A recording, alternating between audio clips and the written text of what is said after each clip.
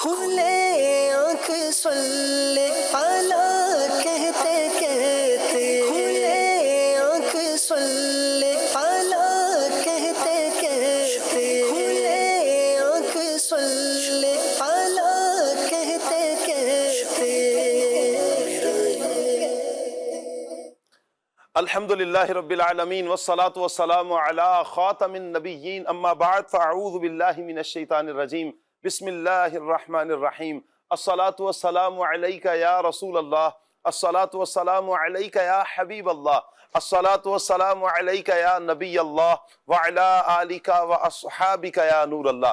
مدنی channel کے ناظرین، programme کھلے آنکھ صلی اللہ کہتے کہتے میں آپ سب کو خوش آمدید کہتے ہیں۔ اللہ پاک کے پیارے پیارے آخری نبی محمد عربی صلی اللہ تعالیٰ علیہ وآلہ وسلم نے ارشاد فرمایا کہ تمہارے نام مع شناخت مجھ پر پیش کیے جاتے ہیں، لہٰذا مجھ پر احسن درود پڑھو، یعنی اچھے الفاظ میں درود پاک پڑھو۔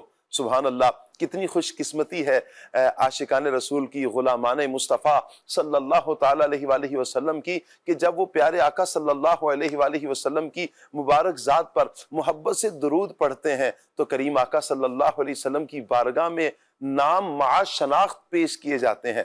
اللہ کرے کہ ہم جب بھی درود پاک پڑھیں، احسن انداز میں درود پاک پڑھیں، خوبصورت انداز میں درود پاک پڑھیں، نبی کریم صلی اللہ علیہ وآلہ وسلم کی محبت میں گم ہو کر درود پاک پڑھیں، انشاءاللہ اس کی برکتیں بھی ہمیں ضرور نصیب ہوں گی۔ تو نیت کیجئے کہ انشاءاللہ ہم نبی کریم صلی اللہ تعالیٰ علیہ وآلہ وسلم کی پیاری ذات پر زیادہ سے زیادہ درود پاک پڑھیں گے، اور انشاءاللہ نبی کریم علیہ السلام کی محبت میں گم ہو کر ورفتگی کے ساتھ انشاءاللہ درود پاک پڑھیں گے۔ صلو علی الحبیب صلی اللہ تعالی علی محمد صلی اللہ تعالی علیہ وآلہ وسلم۔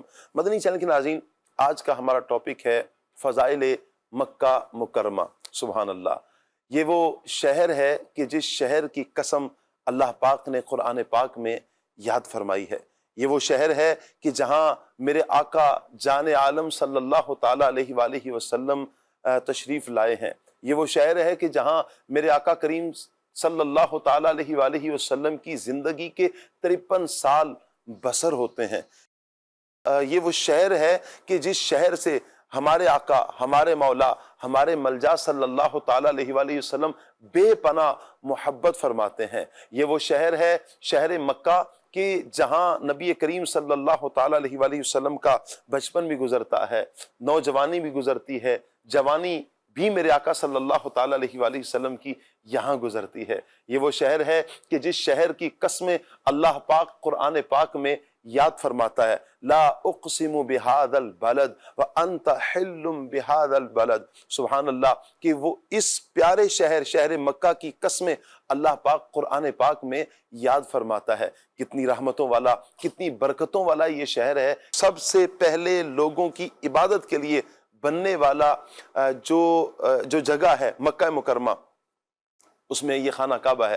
اللہ تعالیٰ اس خانہ کعبہ کی، مکہ مکرمہ کی برکات ہم سب کو نصیب فرمائے۔ مدنی چینل کے ناظرین، نبی کریم صلی اللہ تعالیٰ علیہ وآلہ وسلم اس سے کتنی محبت فرماتے ہیں کہ جب ہجرت کی جاتی ہے، ہجرت کا بھی پورا ایک واقعہ ہے کہ کیسے نبی کریم صلی اللہ تعالیٰ علیہ وآلہ وسلم کو مکے والوں نے مکہ پاک کو چھوڑنے پر مجبور کیا ہے۔ میرے آقا جان عالم صلی اللہ تعالیٰ علیہ وآلہ وسلم جب رخصت ہونے لگے ہیں، ہجرت کا حکم جب رب تعالیٰ کی طرف سے آ جاتا ہے، اس وقت میرے آقا صلی اللہ علیہ وسلم یوں کعبہ پاک سے خطاب فرماتے ہیں، اسے مخاطب فرماتے ہیں اور فرماتے ہیں کہ اے کعبہ، مجھے تجھ سے بڑی محبت ہے۔ یعنی جتنے بھی شہر ہیں، سب سے زیادہ محبت خانہ کعبہ سے۔ میرے آقا صلی اللہ علیہ وسلم فرماتے ہیں کہ اگر یہ قوم مجھے اس پر نکلنے پر، تجھے چھوڑنے پر مجبور نہ کرتی تو میں تمہیں چھوڑ کر کبھی نہ جاتا۔ اور پھر نبی کریم صلی اللہ تعالیٰ علیہ وآلہ وسلم مکہ پاک سے رخصت ہوتے ہیں اور مدینہ پاک میں جا کر میرے آقا جان عالم صلی اللہ علیہ وسلم تشریف لاتے ہیں، تشریف لے کر جاتے ہیں۔ وہاں میرے آقا صلی اللہ علیہ وسلم نے پھر برکت کی دعائیں مانگی ہیں۔ مدنی چینل کے ناظرین، یقیناً میرے آقا صلی اللہ تعالیٰ علیہ وآلہ وسلم جہاں ایک مرتبہ گزر جائیں، وہ جگہ بھی بڑی رحمتوں والی ہو جاتی ہے، برکتوں والی ہو جاتی ہے۔ تو جہاں زندگی کے 53 سال گزرے ہوں، یقیناً وہ بھی بڑی رحمتوں اور برکتوں والی جگہ، بڑی رحمتوں اور برکتوں والا مقام ہے۔ اور پھر یہی نہیں بلکہ کئی انبیاء اکرام علیہم السلام یہاں پر تشریف لائے، کئی ایک انبیاء اکرام علیہم السلام کے مزارات یہاں پر موجود ہیں۔ خانہ کعبہ میں مطاف میں انبیاء اکرام علیہم السلام کے مزارات موجود ہیں۔ سبحان اللہ، اگر ہم دیکھیں کہ کعبہ معظمہ کی تعمیر کا سلسلہ پہلے فرشتوں نے، پھر آدم علیہ السلام نے، طوفان نوح کے بعد حضرت ابراہیم علیہ السلام نے اس کو تعمیر کیا ہے، کیا رحمتوں والی اور برکتوں والی جگہ ہے۔ اور پھر اس میں یہاں تک فرما دیا گیا کہ اس میں واضح نشانیاں بھی موجود ہیں۔ تو آج انشاءاللہ ہم ٹاپک پر فضائل مکہ مکرمہ پر انشاءاللہ ہم گفتگو کریں گے، مکہ مکرمہ کی تاریخ کے بارے میں بھی کچھ جانیں گے، مکہ مکرمہ کے فضائل بھی کچھ جانیں گے انشاءاللہ۔ آپ سے گزارش کریں گے مدنی چینل کے ناظرین، آپ ہمارے ساتھ رہیں گے، پروگرام آپ نے مکمل دیکھنا ہے انشاءاللہ۔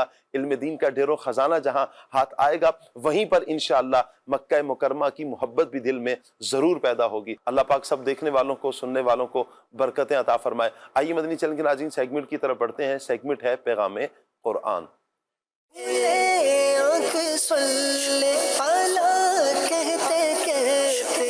اعوذ باللہ من الشیطان الرجیم، میں اللہ تعالیٰ کی پناہ میں آتا ہوں شیطان مردود سے۔ بسم اللہ الرحمن الرحیم،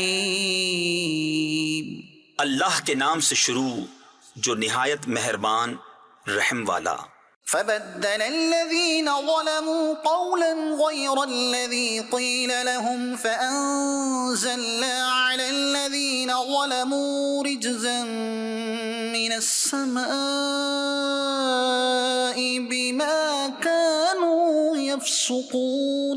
تو ظالموں نے اور بات بدل دی جو فرمائی گئی تھی اس کے سوا، تو ہم نے آسمان سے ان پر عذاب اتارا بدلہ ان کی بے حکمی کا۔ وَإِذِ اسْتَسْقَىٰ مُوسَىٰ لِقَوْمِهِ فَقُلَّ اضْرِب بِّعَصَاكَ الْحَجَرَ فَانفَجَرَتْ مِنْهُ 12 عَيْنًا قَدْ عَلِمَ كُلُّ أُنَاسٍ مَّشْرَبَهُمْ كُلُوا وَاشْرَبُوا مِن رِّزْقِ اللَّهِ وَلَا تَعْثَوْا فِي الْأَرْضِ مُفْسِدِينَ۔ اور جب موسیٰ نے اپنی قوم کے لیے پانی مانگا تو ہم نے فرمایا اس پتھر پر اپنا عصا مارو، فوراً اس میں سے 12 چشمے بہہ نکلے، ہر گروہ نے اپنا گھاٹ پہچان لیا، کھاؤ اور پیو خدا کا دیا، اور زمین میں فساد اٹھاتے نہ پھرو۔ وَإِذْ قُلْتُمْ يَا مُوسَىٰ لَن نَّصْبِرَ عَلَىٰ طَعَامٍ وَاحِدٍ فَادْعُ لَنَا رَبَّكَ يُخْرِجْ لَنَا مِمَّا تُنبِتُ الْأَرْضُ مِن بَقْلِهَا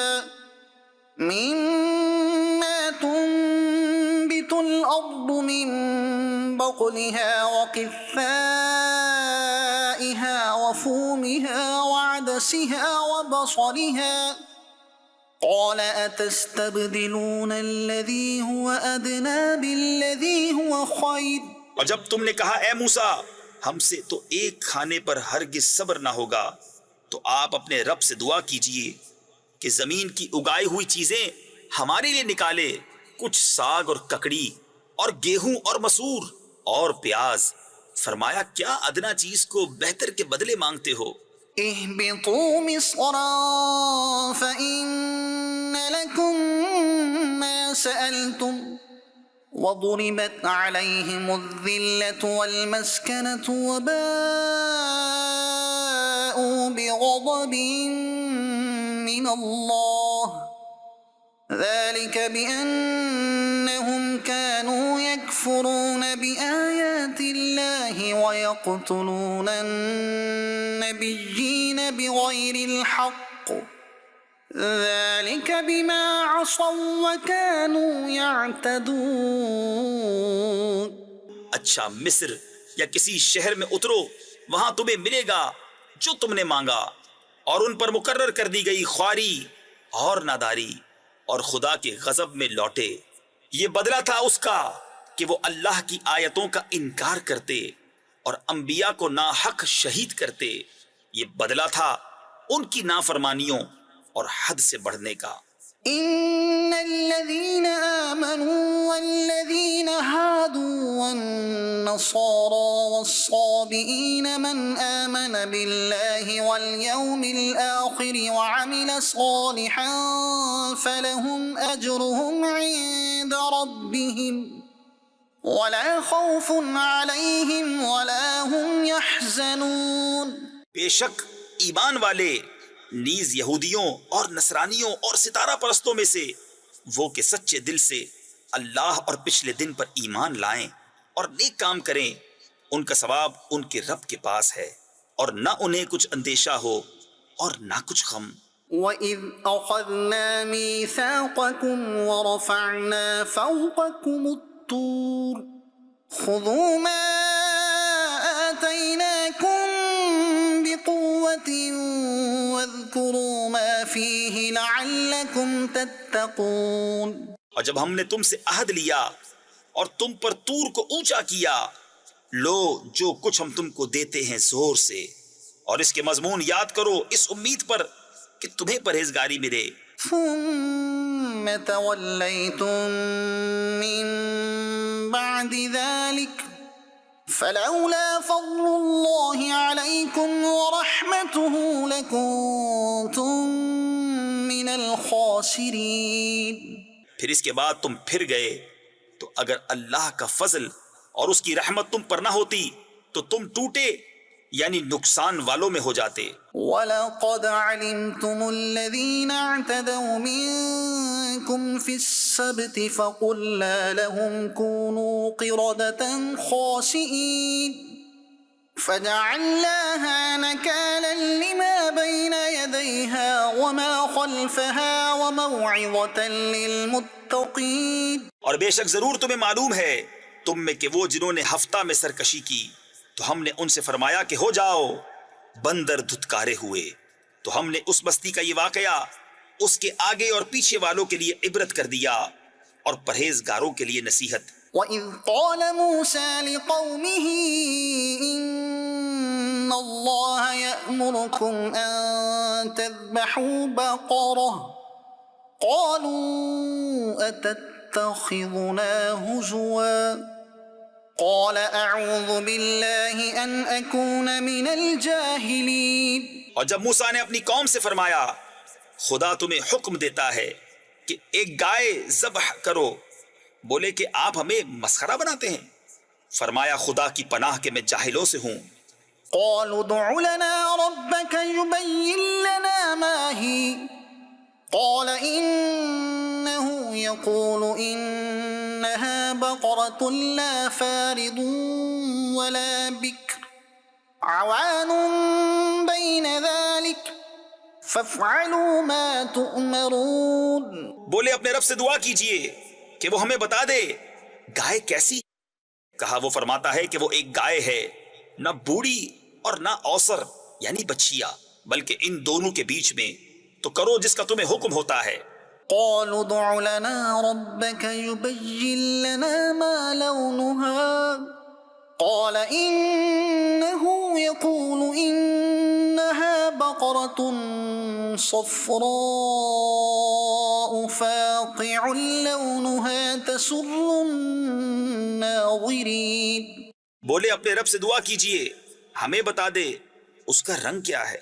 کہا وہ فرماتا ہے وہ ایک پیلی گائے ہے جس کی رنگت ڈہڈہاتی یعنی گہری چمکدار، دیکھنے والوں کو خوشی دیتی.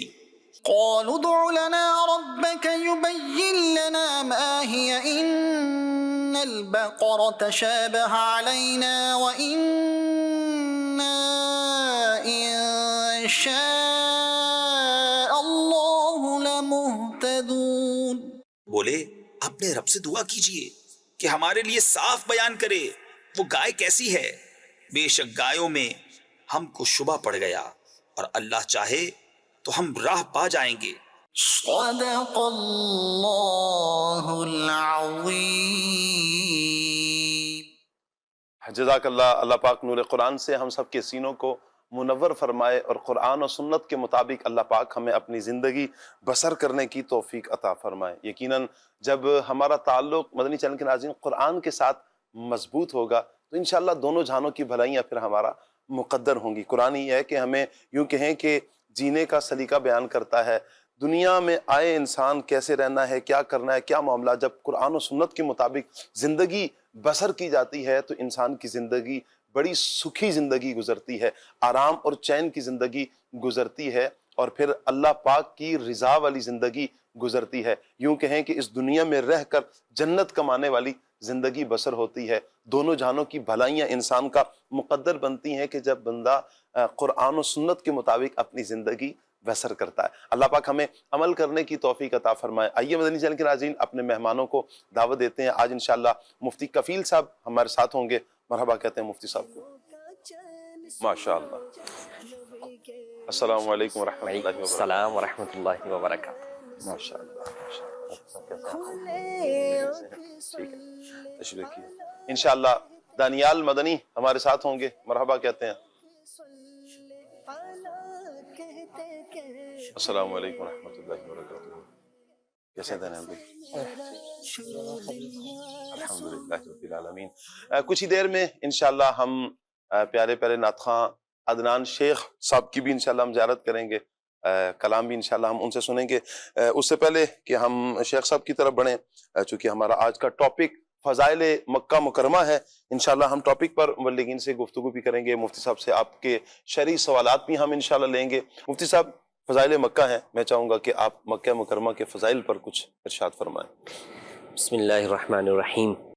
بہت ہی پیارا ٹاپک ہے اور سبحان اللہ۔ ایام کی مناسبت سے در حقیقت اگر غور کیا جائے، میں کچھ تاریخ کی طرف جو ہے وہ توجہ دلاؤں گا یا وہ شیئر کروں گا۔ مکۃ المکرمہ خود ایک مقدس اور عظیم شہر ہے، جی، مگر جو اس کی نسبت ہے وہ در حقیقت کعبۃ اللہ شریف کی وجہ سے ہے۔ اور کعبۃ اللہ کے بارے میں فرمایا کہ یہ زمین کی اصل ہے، زمین کی اصل، اور فرمایا کہ جیسے جسم کے اندر انسان کے ناف ہوتی ہے تو زمین کی ناف کعبۃ اللہ ہے۔ اللہ اکبر۔ فرمایا کہ جب عرش الہی تھا جی اور دنیا میں کچھ نہ تھا، جی تو عرش کے نیچے جو ہے وہ پانی تھا۔ اس پانی پر اللہ پاک نے اپنے انوار و تجلیات کا جب نزول فرمایا جی تو ان تجلیات کی وجہ سے اس پانی کے اندر جو ہے وہ ہلچل ہوئی اللہ اکبر، اللہ اور اکبر۔ جھاگ بنا۔ ہائے ہائے ہائے۔ فرمایا وہ جو جھاگ بنا وہ سفید جھاگ خشک ہوا تو زمین بنی، اور فرمایا کہ پھر یہ اصل زمین ہے اور اسی سے پھر پوری زمین کو اللہ پاک نے پھیلایا۔ واہ واہ واہ واہ۔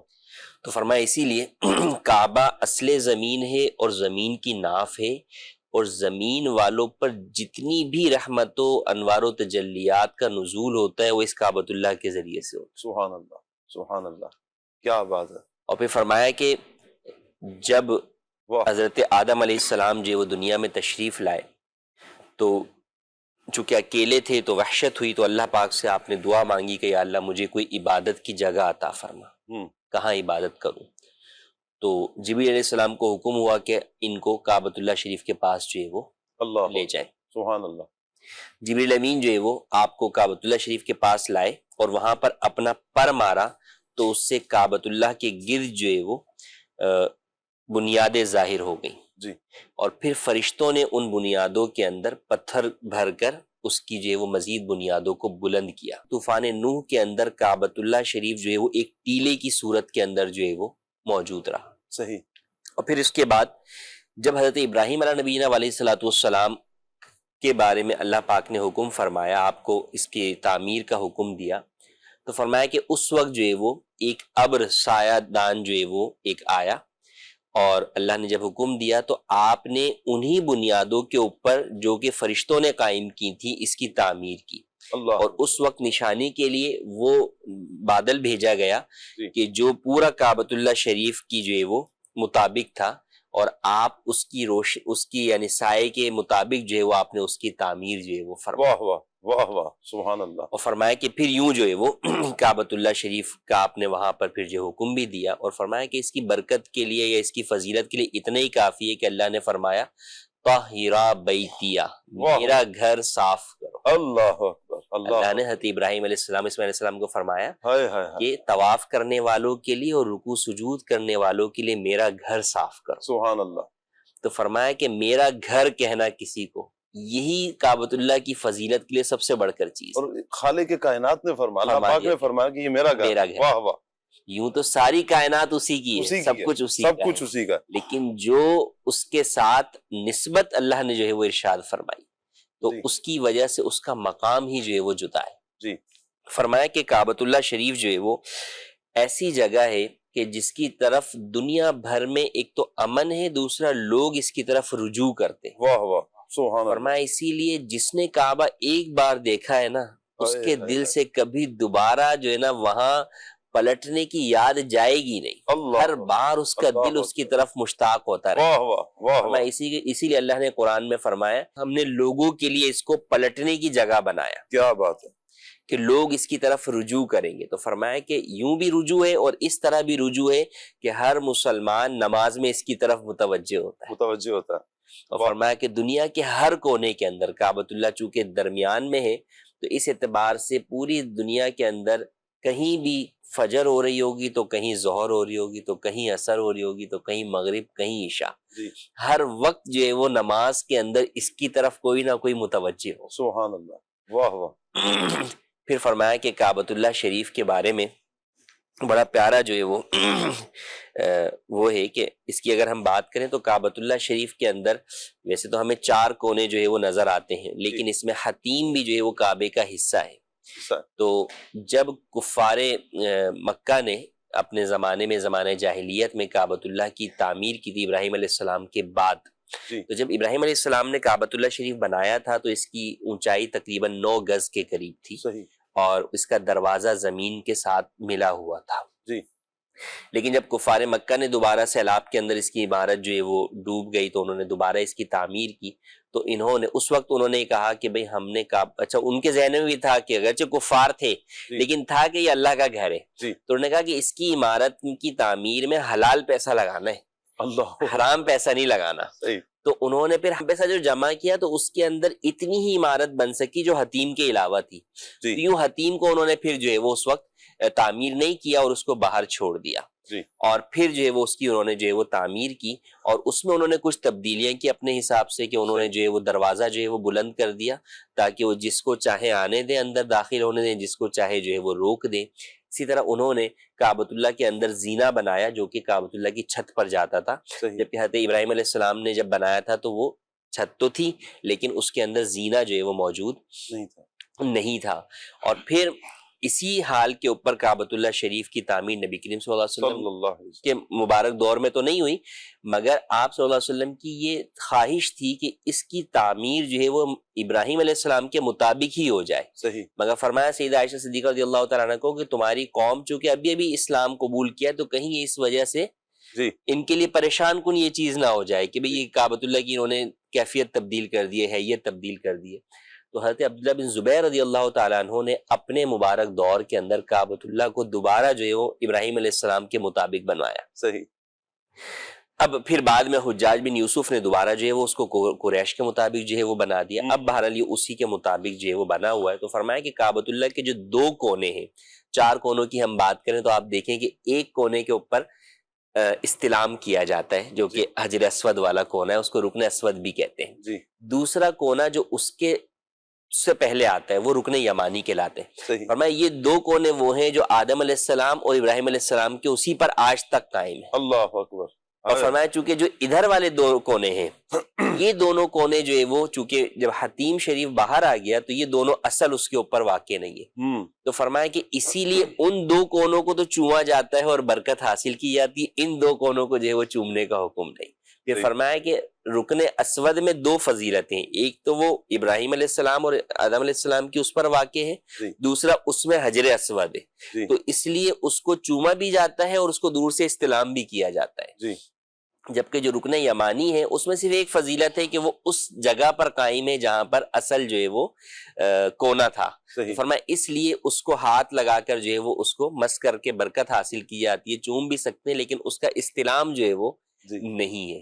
تو فرمایا کہ یوں جو ہے وہ کعبۃ اللہ شریف کی جو ہے وہ تعمیر ہوئی. اور کعبۃ اللہ شریف جو ہے وہ وہ مقام ہے اور وہ حقیقت ہے کہ علماء فرماتے ہیں کہ، اور یہ حقیقت ہے، آپ جائیں اگر جو بھی جس نے بھی زیارت کی ہے، جی کہ کعبے کی اپنی ہیبت ہے، جی آپ کتنی ہی بلند و بالا عظیم الشان عمارتیں دیکھ لیں، جی لیکن اگر آپ حرم میں داخل ہو کے آپ کی نظر کعبے پر پڑے تو آپ کا دل سہم سا جاتا ہے۔ جی ایک اپنی ہی اس کی عظمت اور ہیبت ہے۔ اچھا وہ فرسٹ ٹائم ہوتا ہے، اور پھر جب آپ بار بار زیارت کرتے ہیں تو پھر جو اس سے ایک شوق اور ذوق کی کیفیت ہوتی ہے، جیسے نہیں ایک ماں جو ہے وہ اپنے بچے کو جو ہے وہ اللہ اکبر، لپٹا کیا رہی ہے۔ بات ہے، علماء نے کیا بڑی بات ہے، پیاری مثال ارشاد فرمایا کہ کعبۃ اللہ شریف کو ایسے دیکھو کہ فرمایا کہ جیسے محبوب جو ہے وہ سیاہ لباس کے اندر جو ہے وہ سبحان اللہ، واہ واہ تیار واہ ہو کر ہو، تو فرمایا کہ کعبۃ اللہ کو وہ مقام ہے، حاصل ہے کہ عاشقوں کے لیے اللہ کریم کے اس گھر کا وہ مقام ہے۔ کیا بات ہے، تو فرمایا کہ اس کے جب پردے کو پکڑو تو ایسے جب بندہ جیسے کسی کریم یا اپنے آقا کے گناہ کر بیٹھتا ہے، ان کی خطائیں کر بیٹھتا ہے، تو کیسے اس کا دامن پکڑ کر جو ہے وہ بندہ معافی مانگتا ہے۔ تو فرمایا کہ اس یقین کے ساتھ کعبے کے پردے کو پکڑ کر بندہ دعا مانگے تو اللہ پاک اس کی مغفرت فرماتا ہے۔ سبحان اللہ، سبحان تو اللہ، یقین کامل اور کعبۃ اللہ شریف سے جو، اور فرمایا کہ یعنی ایسا کعبۃ اللہ آپ دیکھیں ایسی جگہ ہے کہ جس کا دیکھنا بھی عبادت، واہ جس کا طواف بھی عبادت، واہ جس کی طرف نماز بھی عبادت، واہ واہ، یعنی کچھ بھی آپ نہ کر سکے۔ اور یہ حجاج کے لیے بھی ہے کہ آپ جا رہے ہیں، کئی دفعہ ہوتا ہے حاجی بہت تھکا ہوا ہے، جی کہاں بیٹھنا ہے، کہیں بھی بیٹھ جاتے ہیں، بس اوقات باہر صحن میں بیٹھ جاتے ہیں۔ کوشش کریں کہ ایسی جگہ بیٹھیں جہاں سے آپ کو کعبۃ اللہ کا دیدار ہو۔ نظر آتا رہے، واہ، کچھ نہیں بھی ہوگا تو وہ دیکھنے ہی عبادت۔ جی کئی دفعہ ہوتا ہے کہ آدمی کی ہمت نہیں ہوتی کہ یار ابھی میں تلاوت قرآن کریم جو ہے وہ کروں، یا میں ابھی نماز پڑھوں یا طواف کروں، لیکن کوشش کریں کہ ایسی جگہ بیٹھیں کہ آپ کو دیدار کعبہ جو ہے میسر آتا رہے۔ جی یوں کعبۃ اللہ شریف کا دیکھنا بھی عبادت ہے۔ حدیث میں حضور صلی اللہ علیہ وسلم نے ارشاد فرمایا النظر الی الکعبۃ عبادت، کہ کعبے کی طرف دیکھنا جو ہے وہ عبادت ہے۔ اور آپ دیکھیں کہ کس قدر مبارک یہ مقام اور شہر ہے کہ جس کی قرآن میں قسم اللہ پاک نے ارشاد فرمائی لا اقسم بہذا البلد، سبحان اللہ، جس کے لیے ابراہیم علیہ السلام نے جو ہے وہ دعا کی کہ یا اللہ اس جگہ کو امن والا بنا دے۔ کیسا امن والا ہے کہ آج تک اس سے زیادہ پر امن کوئی مقام نہیں۔ واہ، اور فرمایا کہ اس کے اہل کو رزق دے تو آپ یقین جانیں کہ وہ رزق وہاں ملتا ہے جو دنیا میں تصور بھی نہیں ہو سکتا۔ ایسے ہی ہے، بے موسم کے پھل وہاں پر جو ہے وہ ملتے ہیں، اور ایک سے بڑھ کر ایک چیز جو ہے وہ ملتی ہے۔ یہ حضرت ابراہیم علیہ السلام کی دعاؤں کا جو ہے وہ ثمرہ ہے کہ آج تک جو ہے وہ کعبۃ اللہ جیسا کوئی شہر نہیں۔ حالانکہ باقی چیزوں کے آپ اعتبار سے دیکھیں تو وہ شہر گرمی کے اعتبار سے کافی زیادہ وہ ہے، جی مگر اس کی گرمی پر صبر کرنے والے کے لیے بھی بشارت ہے۔ بشارت ہے، واہ، تو اس کے باوجود تو دنیا کے اندر اس جیسا شہر اور کعبۃ اللہ جیسی کوئی جگہ نہیں۔ سبحان اللہ، سبحان اللہ۔ اللہ تعالیٰ ہمیں کعبۃ اللہ کی زیارت نصیب فرمائے۔ یہ بہت ساری چیزوں میں سب میرے لیے فرسٹ ٹائم تھی، مزہ آیا سن کر الحمدللہ۔ مدنی چینل کے ناظرین کے لیے بھی شاید ایک بہت بڑی تعداد ہوگی جن کے لیے فرسٹ ٹائم یہ کعبۃ اللہ کے حوالے سے سنا ہوگا۔ یہ فضائل، یہ کمالات، بہت کچھ اللہ پاک نے یہاں پر رکھا ہوا ہے۔ عدنان بھائی ہمارے ساتھ ہیں، عدنان بھائی سے کلام سنتے ہیں، اور آج تو بالخصوص فضائل مکہ مکرمہ ہے، کعبے کی رونق، کعبے کا منظر۔ اللہ اکبر، اللہ اکبر، صلو الحبیب صلی اللہ تعالی علی محمد صلی اللہ علیہ وسلم۔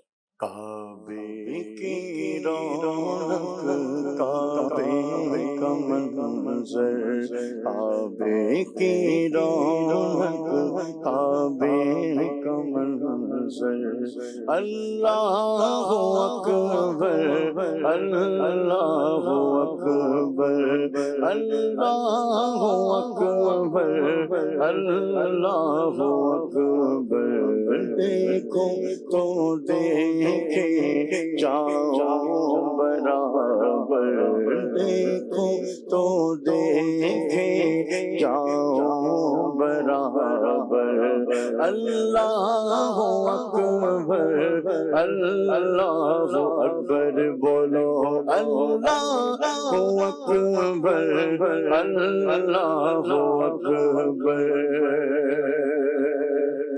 تیرے حرم کی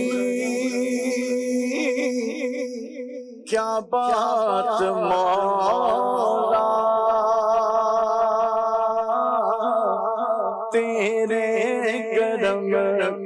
کیا بات مولا، تیرے حرم کی کیا بات مولا، تیرے کرم کی کیا بات مولا، تا عمر کر دے آنا مقدر، تا عمر کر دے آنا مقدر، اللہ اکبر اللہ اکبر بولو، اللہ اکبر اللہ اکبر۔ اور حمدِ خدا سے تر ہے زبان،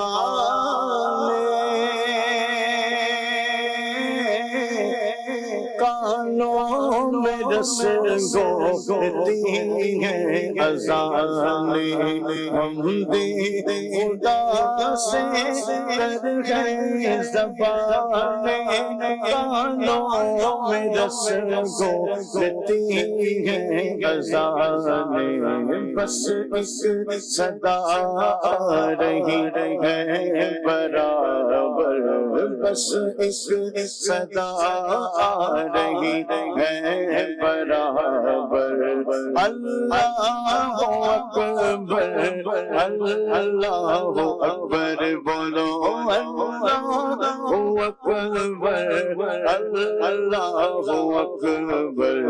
کعبے کی رونق دیکھو، کعبے کی رونق دیکھو، کعبے کی رونق، کعبے کا منظر، اللہ اکبر اللہ اکبر بولو، اللہ اکبر اللہ اکبر۔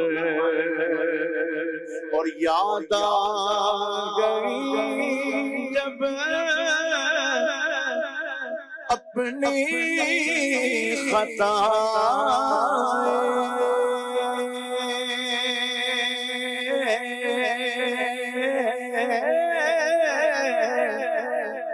اشکوں میں ڈھلنے لگی التجائیں، یاد آ گئی جب اپنی خطائیں، یاد آ گئی جب اپنی خطائیں، اشکوں میں ڈھلنے لگی التجائیں، رویا غلاف کعبہ پکڑ کر، رویا غلاف کعبہ پکڑ کر، رویا غلاف کعبہ پکڑ کر، اللہ اکبر اللہ اکبر بولو، اللہ اکبر اللہ اکبر،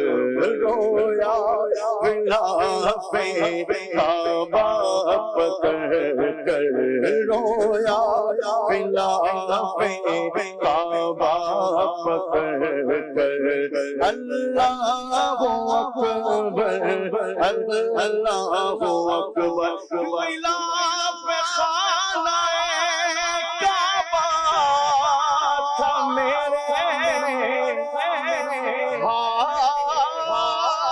ہاتھوں میں، خدا سے عرض و گزارش کہ انتظار میں تھا،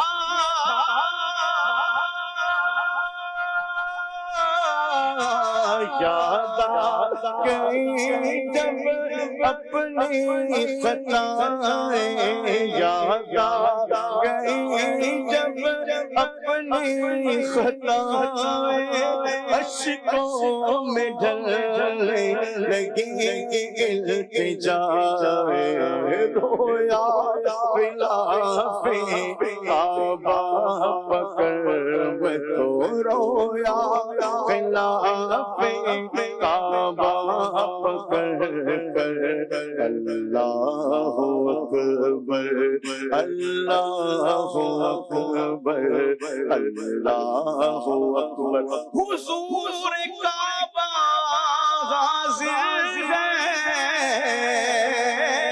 حرم کی خاک پر سر ہے بڑی سرکار میں پہنچے مقدر یا بنی پر ہے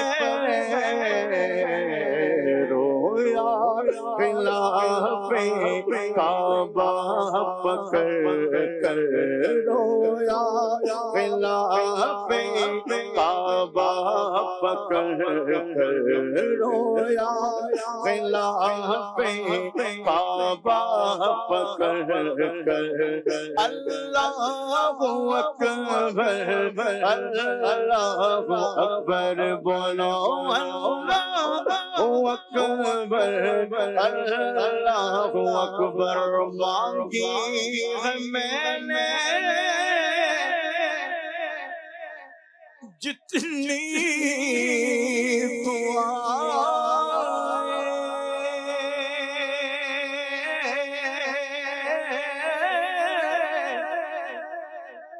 منظور ہوں گی مقبول ہوں گی کیونکہ میثاق رحمت ہے میرے سر پر میثاق رحمت ہے میرے سر پر اللہ اکبر اللہ اکبر بولو اللہ اکبر اللہ اکبر اور حیرت سے خود کو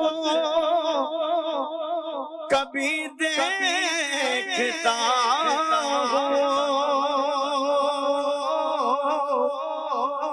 اور دیکھتا ہوں کبھی میں حرم کو لایا کہاں مجھ کو میرا مقدر لایا کہاں مجھ کو میرا مقدر اللہ اکبر اللہ اکبر بولو اللہ اکبر اللہ اکبر اور بھیجا جنت سے تجھ کو خدا نے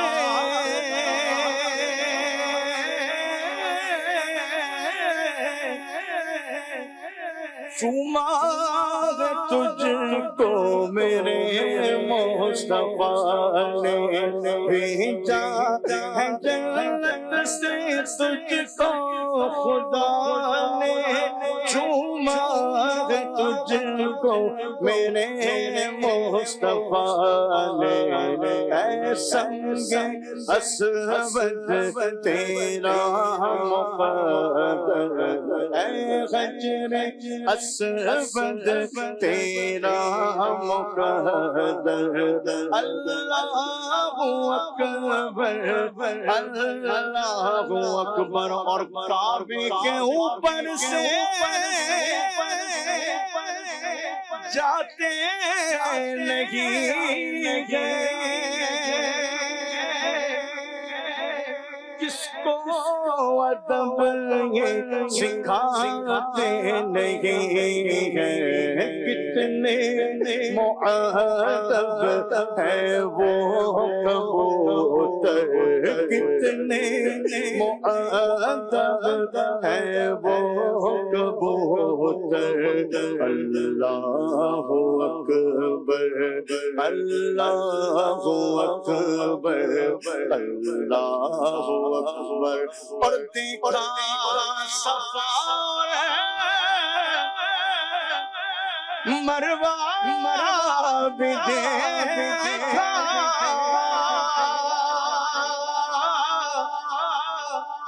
رب کے کرم کا جلوہ بھی دیکھا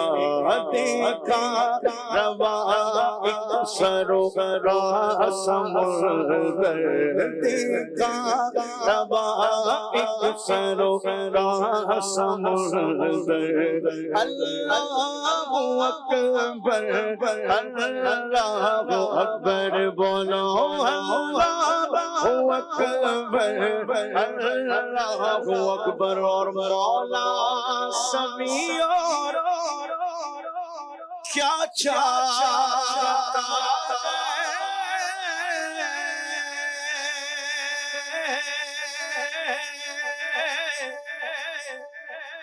بس مغفرت کی عطا چاہتا ہے بخشش کے طالب پہ اپنا کرم کر بخشش کے طالب پہ اپنا کرم کر بخشش کے طالب پہ اپنا کرم کر اللہ اکبر اللہ اکبر بولو اللہ اکبر اللہ اکبر کعبے کی رونق دیکھو کعبے کی رونق کعبے کا منظر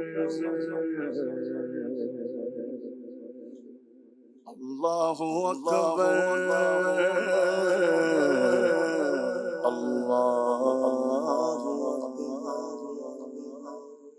اللہ اکبر اللہ اکبر۔ اللہ تعالیٰ نبی کریم صلی اللہ تعالیٰ علیہ وآلہ وسلم کا صدقہ، کعبہ معظمہ کا صدقہ اللہ پاک ہماری بے حساب مغفرت فرمائے۔ یقیناً مدنی چینل کے ناظرین، کعبۃ اللہ برکتوں والی جگہ، سعادتوں والی، رحمتوں والی جگہ ہے۔ اللہ پاک کی نشانیوں میں سے ایک عظیم نشانی ہے، اور اللہ پاک کے فضل کو پانے کی جگہ، اللہ پاک کے کرم کو پانے کی جگہ، اللہ پاک کی رحمت کو پانے کی جگہ کعبہ معظمہ بھی ہے۔ اللہ کرے کہ بار بار ایسے اسباب بنتے رہیں کہ ہم بار بار مکہ پاک کی زیارت کرتے رہیں۔ وہ کریم رب ہے، جب بندہ اس کریم رب سے لو لگاتا ہے تو پھر اللہ پاک اپنی جو محبت کے مظہر ہیں، اللہ پاک ان کا دیدار بھی کرواتا ہے۔ چونکہ اس دنیا میں کچھ جگہیں ایسی ہیں کہ وہ محبت کا مظہر ہیں، یعنی کسی چیز کو جب بندہ دیکھتا ہے، دیکھ کر تو ظاہر ہوتا ہے، محبت کا اظہار ہوتا ہے۔ جیسے ہم مسجد کا مینارہ دیکھتے ہیں تو ہمیں نماز کی یاد آتی ہے، نماز کی یاد۔ ایسے ہی جیسے ہی کوئی کعبۃ اللہ کو دیکھتا ہے، بیت اللہ کو دیکھتا ہے، اللہ پاک کس گھر کو دیکھتا ہے تو اسے اللہ کی یاد آتی ہے۔ پھر اللہ کی یاد بھی آئے گی، اللہ پاک کی محبت میں اضافہ ہوگا، تو پتہ یہ چلتا ہے کہ یہ وہ جگہ ہے کہ جو محبت کا مظہر ہے۔ اور پھر یہاں عاشق جمع ہوتے ہیں، اللہ پاک کے دیوانے جمع ہوتے ہیں، اللہ پاک سے محبت کرنے والے جمع ہوتے ہیں۔ وہ اپنی ہستی کو مٹا کر اللہ پاک کے حضور حاضر ہو کر لبیک اللہم لبیک کی صداؤں کے ساتھ اس گھر کا طواف کرتے ہیں۔ اور جو چیزیں انسان کی زندگی میں حائل ہوتی ہیں کہ جو توجہ کو مبذول کرتی ہیں، توجہ کو ہٹاتی ہیں، انسان کا لباس ہے توجہ کو ہٹا رہا ہوتا ہے، بار بار بندہ اپنے لباس کی فکر کر رہا ہوتا ہے، وہ لباس بھی 2 چادروں میں بدل جاتا ہے مردوں کا۔ اور پھر کبھی بالوں میں بندہ گم ہو جاتا ہے، بالوں کا بھی حلق کروانے کا، تقصیر کروانے کا حکم، یعنی اپنی ہستی کو مٹا کر رب کے حضور جب بندہ حاضر ہو کر لبیک اللہم لبیک کہتا ہے، یا اللہ میں حاضر ہو گیا، یا اللہ میں حاضر ہو گیا، یا اللہ میں حاضر ہو گیا، تو پھر وہی والی بات ہے نا کہ انسان اس تصور کے ساتھ جب رب کے گھر کو دیکھتا ہے اور اس گھر کا طواف کرتا ہے، اس کا پھر لطف ہی الگ ہے۔ اور پھر اللہ پاک سے اس کا کرم مانگتا ہے، اسے پتا ہے کہ جس رب نے یہاں پر بلایا ہے نا، یقیناً یہ رب کے امر سے، رب کے حکم سے، رب کی مرضی منشا سے میں یہاں پر پہنچا ہوں۔ اللہ کی مرضی کے بغیر تو ایک سوکھا پتا بھی شاخ سے جدا نہیں ہوتا، وہ بھی زمین پر تب گرتا ہے جب اللہ کی مرضی شامل ہوتی ہے۔ تو بندہ، اتنا بڑا بندہ ویسے ہی پہنچ جائے گا، اللہ کی مرضی کے بغیر پہنچ جائے گا مکہ مکرمہ میں؟ ایسا نہیں ہوتا۔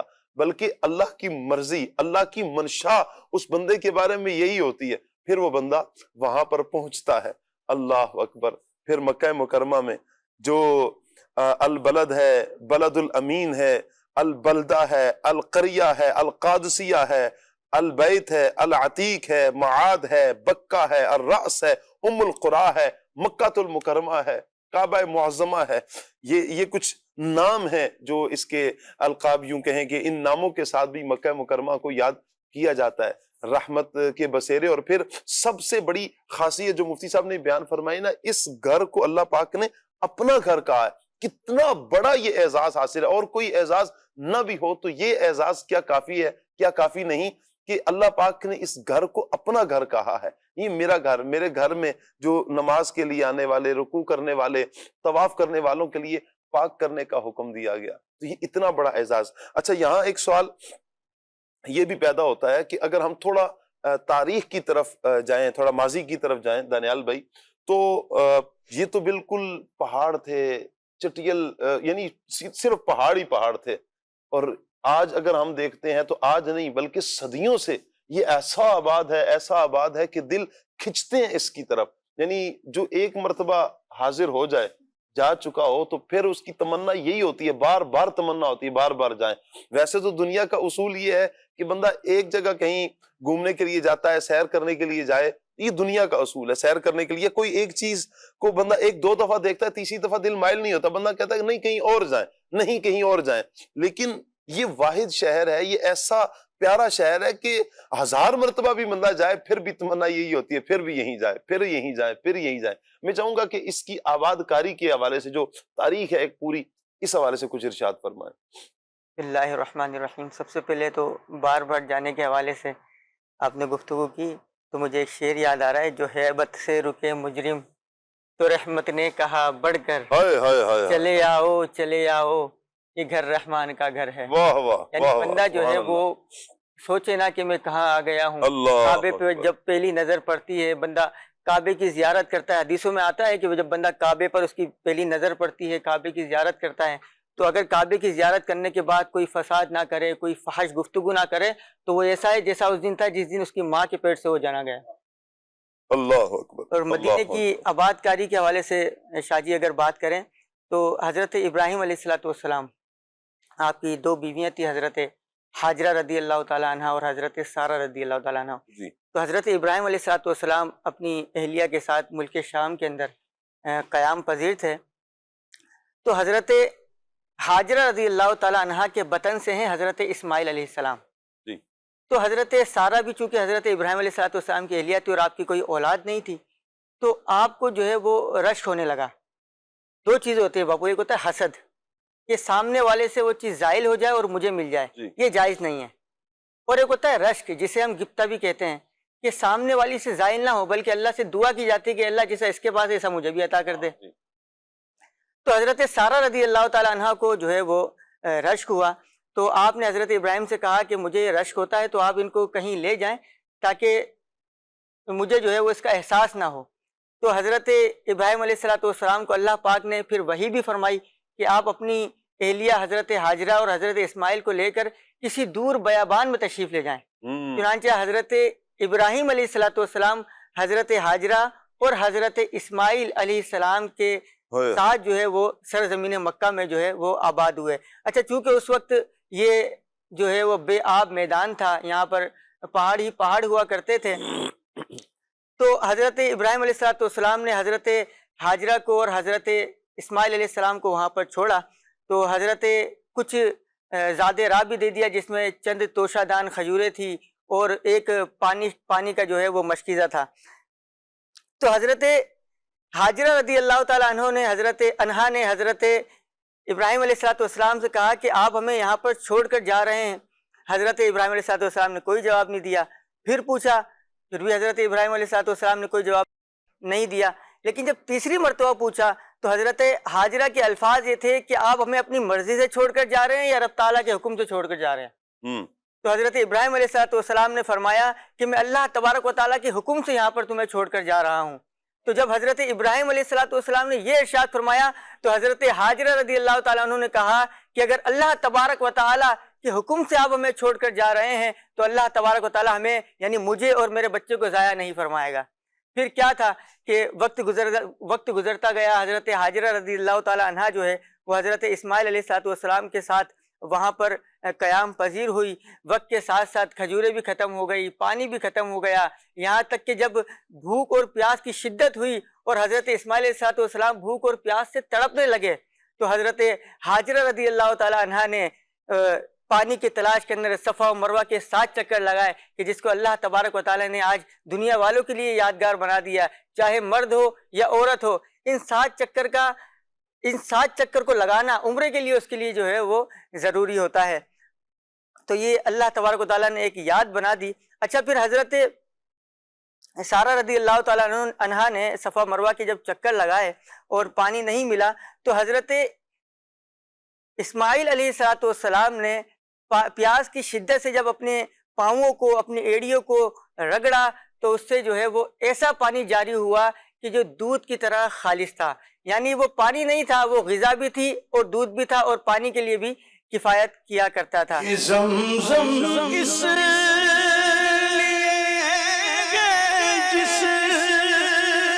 لیے اس کو پیے کوئی، اسی زمزم میں جنت ہے، اسی زمزم میں کوثر ہے، اسی زمزم میں جنت ہے، اسی زمزم میں کوثر۔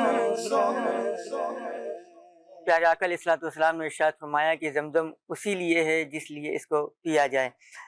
خیر، تو پھر حضرت اسماعیل علیہ السلام کے جب ایڑیوں سے زمزم جاری ہوا تو چونکہ پھر آپ اس زمزم سے ہی گزر بسر کرنے لگے، لیکن جب حضرت اسماعیل علیہ السلام بڑے ہو گئے تو پھر آپ نے شکار کرنا شروع کیا اور شکار کے ذریعے گوشت اور پھر زمزم کے پانی کو ہی اپنا گزر بسر کا ذریعہ بنایا۔ لیکن جب زمزم جاری ہوا اور لوگوں نے دیکھا کہ یہاں پر اتنا خالص اور اتنا میٹھا پانی ہے تو چونکہ اس ریگستان کے قریب، اس بیابان کے قریب قبیلہ جرہم آباد تھا تو وہ لوگ بھی حضرت حاجرہ کی اجازت کے ساتھ پھر یہاں پر زندگی جو ہے وہ اپنی بسر کرنے لگے۔ حضرت اسماعیل علیہ السلام کی شادی بھی جو ہے وہ قبیلہ جرہم کی جو ہے وہ ایک لڑکی سے ہوئی تو یہاں پر پھر جو ہے وہ الحمدللہ آبادی کا سلسلہ بڑھتا رہا۔ صدیاں گزر گئی، کئی سال یعنی ہزاروں سال گزر گئے اور پھر آج دیکھیں کہ آج بھی وللہ الحمد یہ شہر مکہ آباد، اور پھر اس شہر کے امن کے لیے حضرت ابراہیم علیہ السلام کی دعائیں اور ایسی دعائیں ہیں، برکت کے لیے دعائیں، اور پھر اس کی برکت ہمیں نظر بھی آتی ہے۔ اللہ پاک رحمت کی نظر فرمائے، تمام عاشقان رسول کو بار بار جانا نصیب فرمائے۔ کچھ کالز ہیں، آئیے کال لیتے ہیں۔ اخلاق اتاری راولپنڈی سے بول رہا ہوں۔ ماشاءاللہ کھلے آنکھ صلی اللہ کہتے کہتے میں مفتی کفیل صاحب کی آمد مرحبا۔ سوال یہ عرض ہے کہ گھر کے سربراہ پر اگر قربانی واجب ہے اور اس کی زوجہ کے پاس بھی کچھ سونا ہے اور کچھ رقم ہے تو آیا کیا زوجہ پر بھی قربانی واجب ہوگی یا ایک ہی قربانی سب کو کفایت کرے گی؟ اچھا موسیٰ، یہ بہت سارے گھروں کا مسئلہ ہے کہ جوائنٹ فیملیز بھی جو رہ رہی ہوتی ہیں تو والد صاحب سب کی طرف سے کر دیں، حالانکہ بچے ہیں ان سب پر ہو رہی ہوگی، بچیوں پر ہو رہی ہوگی، یعنی پوتوں پر بھی شاید ہو رہی ہو تو، لیکن دادا جان کی طرف سے کر دی جاتی ہے یا دادا جان ایک قربانی کر دیتے ہیں، کہتے ہیں یار گوشت ساروں کو کفایت کر جائے گا، تو یہ کیا گوشت کفایت کرے گا، یہ سب پر الگ الگ قربانی واجب ہوگی؟ دیکھیے، عبادت جو ہے نا، جو بھی عبادت ہے وہ ہر شخص پر انفرادی طور پہ لازم ہوتی ہے، وہ چاہے نماز ہے، چاہے روزہ ہے، چاہے حج ہے، چاہے زکوٰۃ ہے، چاہے قربانی ہے، چاہے صدقہ فطر ہے۔